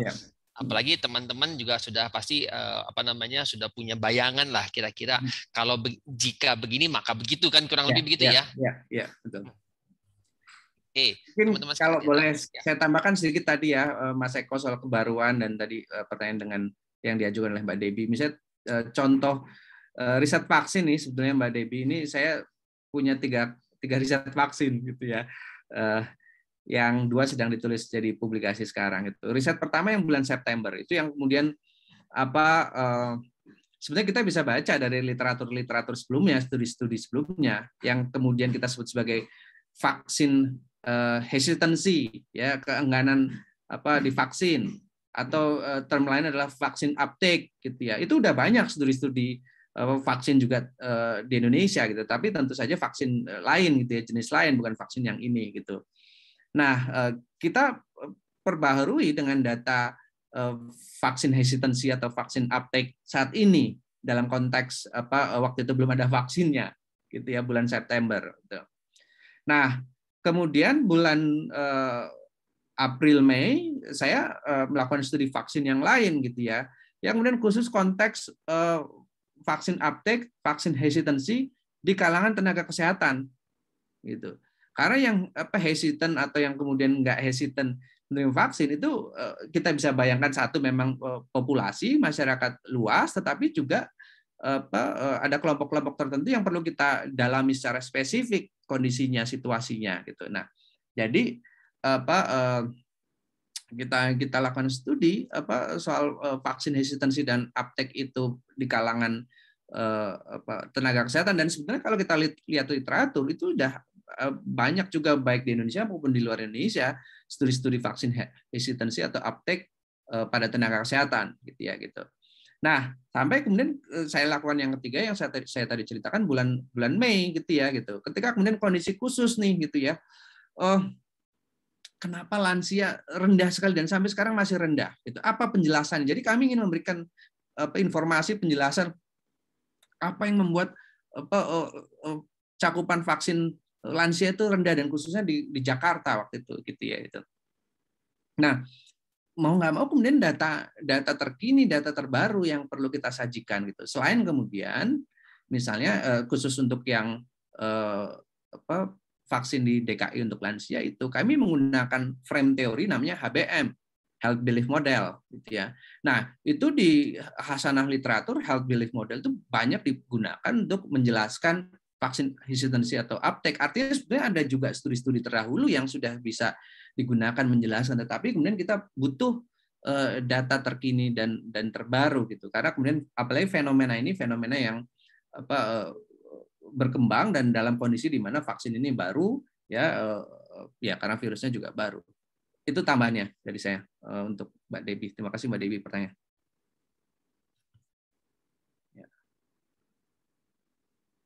Ya, betul Mbak Debbie mengenali fenomena di masyarakat. Ya, betul. Ya. Baik, apakah ada pertanyaan lagi gitu ya, karena waktunya semakin mepet gitu ya, memang jadwalnya memang sampai jam 12 gitu ya. Ada lagi ini yang alhamdulillah ya kita udah punya dekan terpilih baru ya. Dekan terpilih. Saya baru nyampe pantau WhatsApp. Terpilih ya tuh ya Mas Diki ya. Ya. Kalau yang sudah disumpah namanya apa? Dekan. Ya, kalau Amerika kan begitu ya. Habis menang, kalau menang kan presiden terpilih. Terus kemudian ada lagi sebutannya presiden apa kan gitu ya, sampai dengan pengangkatan sumpah kan gitu ya. Gitu. Ya berarti dekan tersumpah atau presiden tersumpah. Oke. Jadi teman-teman sekalian, adakah yang masih ingin bertanya, karena memang ini situasi COVID dan kemudian risetnya adalah menerjemahkan, judulnya kan menerjemahkan hasil riset psikologi untuk kebijakan kan begitu ya. Artinya memang kita mencoba untuk mengajak pengambil kebijakan untuk melihat tingkah lakunya gitu ya, tingkah laku dari masyarakatnya. Dan psikologi secara alami adalah ilmu yang mempelajari tentang tingkah laku dalam konteks ya. Kan kita psikologi sosial ya begitu ya, konteks ya, karena memang kalau dalam cuma satu situasi ya nama laboratorium kali ya gitu, tapi kan kalau udah konteksnya kayak lebaran kan gitu kan, lebaran itu kan udah gak bisa lagi disebut satu keadaan yang bisa disterilkan ya, itu benar-benar kacau balau itu. Itu teman-teman sekalian, ini besok ini mau Natalan dan tahun baru nih Mas Diki. Ya, betul. Vaksin di media massa diperkirakan sudah 50% dari penduduk Indonesia. Ya. Gitu ya. Prediksinya kan sudah 50%, berarti kurang lebih 100 juta. Ya kan? Ya. Nah, pertanyaannya adalah libur Natal ini kan orang bergerak ya Mas Diki ya. Betul. Nah, ini apakah kira-kira akan jadi kurva baru atau gimana? Ya. Nah, saya mau juga sampaikan tadi yang belum saya sampaikan ya. Jadi khusus untuk konteks pandemi ini, kalau kita bicara bahwa mobilitas warga, mobilitas orang itu menjadi kunci ya dalam pengendalian pandemi. Nah, jadi perlu ada data yang terus-menerus tentang pergerakan atau mobilitas manusia gitu ya. Jadi juga riset itu khusus untuk konteks kebijakan gitu ya, juga perlu untuk dipikirkan sifatnya itu berkelanjutan ya gitu, tidak sekali terus kita pikir kita sudah punya analisis dan analisis itu dipakai bisa untuk menjelaskan selamanya dan seterusnya gitu ya gitu. Nah, mobilitas ini contoh saja kan, mobilitas manusia di masa pandemi ini sebetulnya ada konteksnya gitu. Ketika ada fase-fase liburan akan tinggi, ketika tidak ada fase liburan akan rendah, ketika liburannya kemudian di cancel gitu ya, dibatalkan juga pasti akan berpengaruh. Nah, jadi khusus untuk studi misalnya psikologi yang memperhatikan aspek perilaku itu mobilitas terutama itu perlu secara berkelanjutan gitu ya dilakukan gitu. Ya kalau yang sekarang sih alhamdulillah gitu ya, bersyukur karena ada teknologi, kita nggak perlu bikin studinya gitu ya. Kita tinggal bekerja sama dengan Google ya, bekerja sama dengan Facebook ya.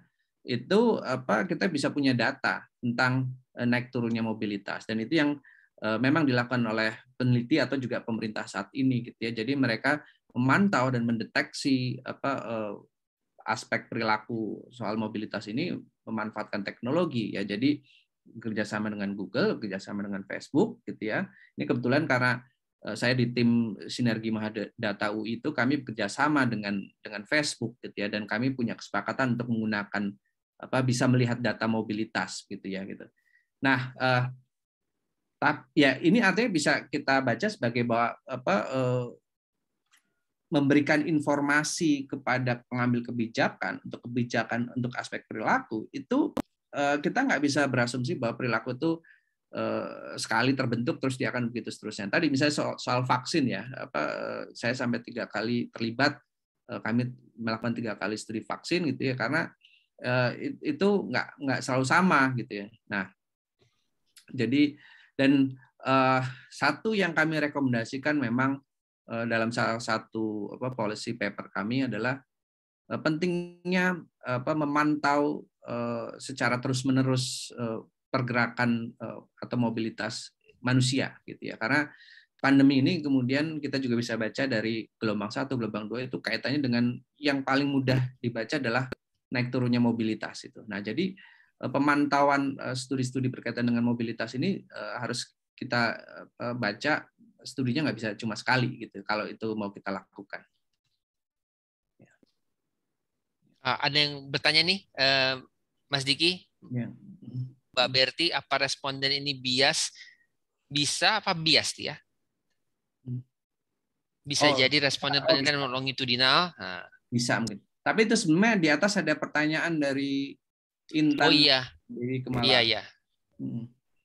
Berarti ini 2 pertanyaan terakhir kali ya? Ya, waktunya baik. Ya. Terima kasih Intan dan Mbak Berti. Oke.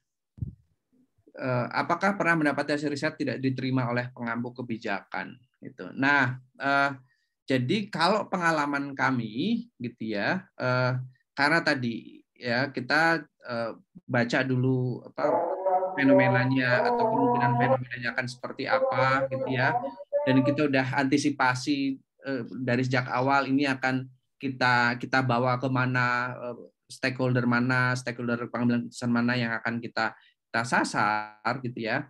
Nah, jadi dari sejak awal kan udah ibaratnya kita siapkan gitu ya. Nah, termasuk kemudian nanti pada saat itu dibahasakan gitu ya, dinarasikan menjadi satu hasil riset untuk informasi gitu ya. Nah, memang ya kalau sampai ditolak sih rasanya belum pernah, tapi kalau diabaikan sih iya gitu ya. Misalnya terus ya kayaknya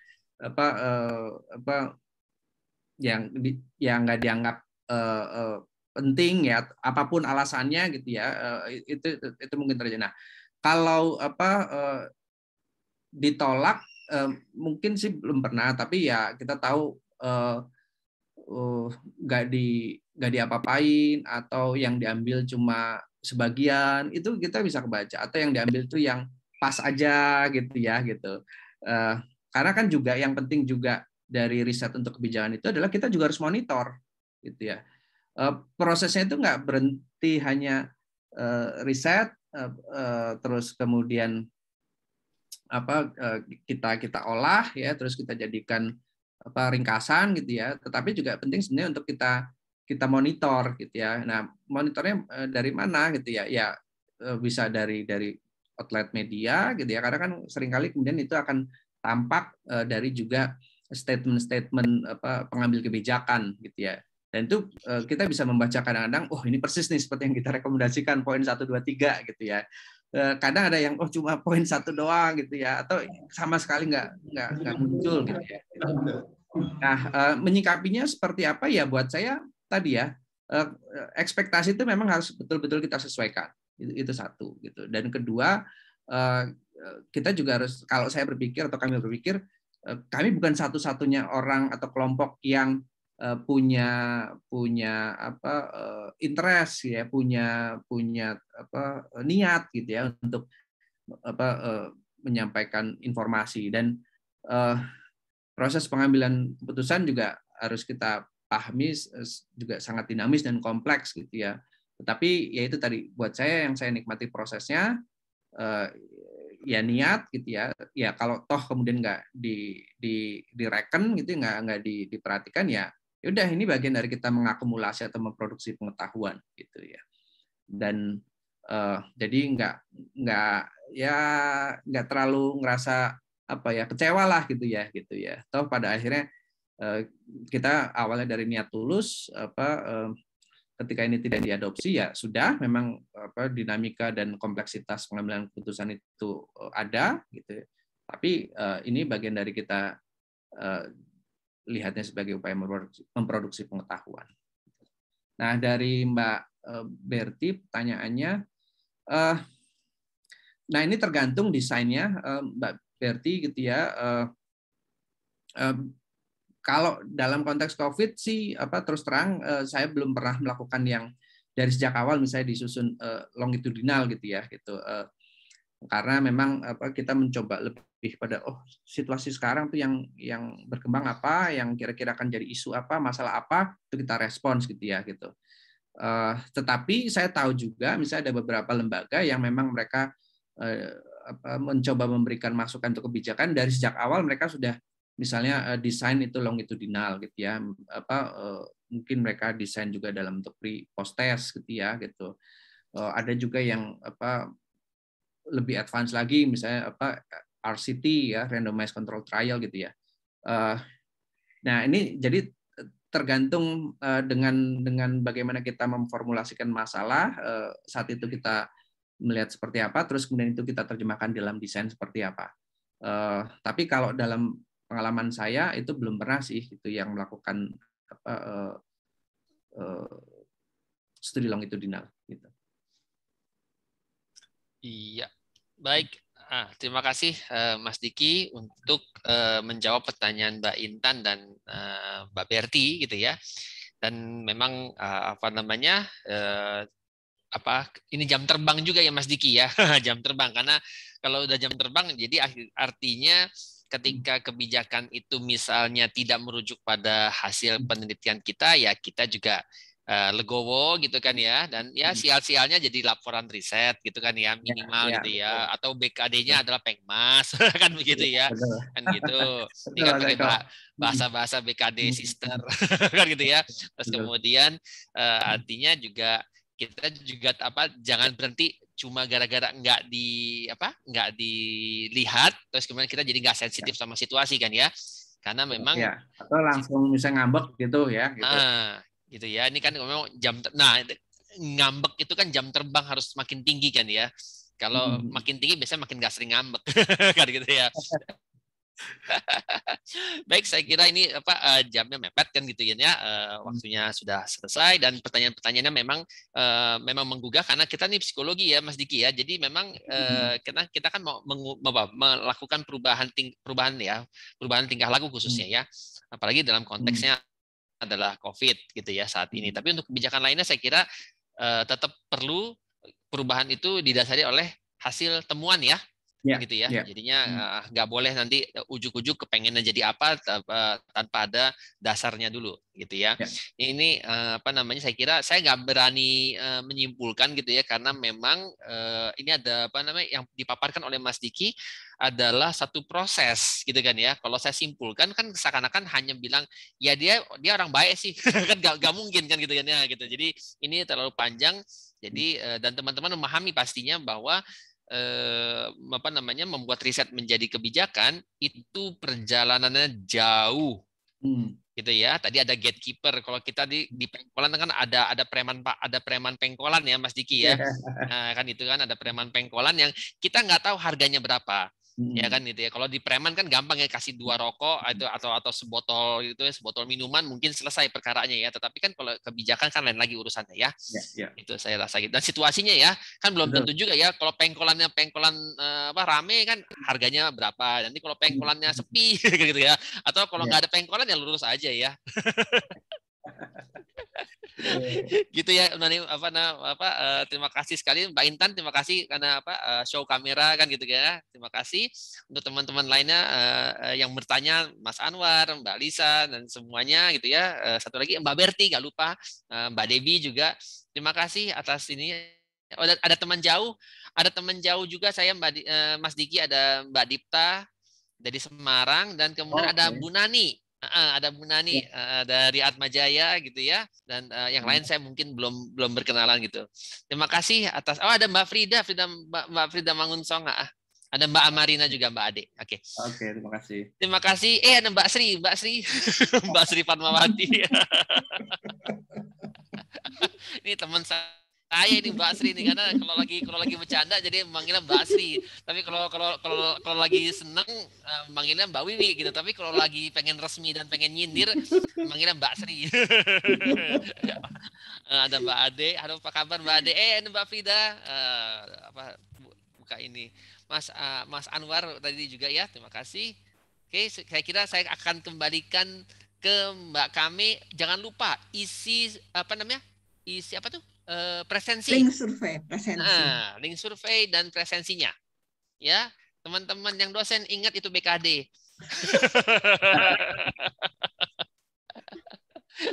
Silakan saya kembalikan ke Mbak Kame. Silakan.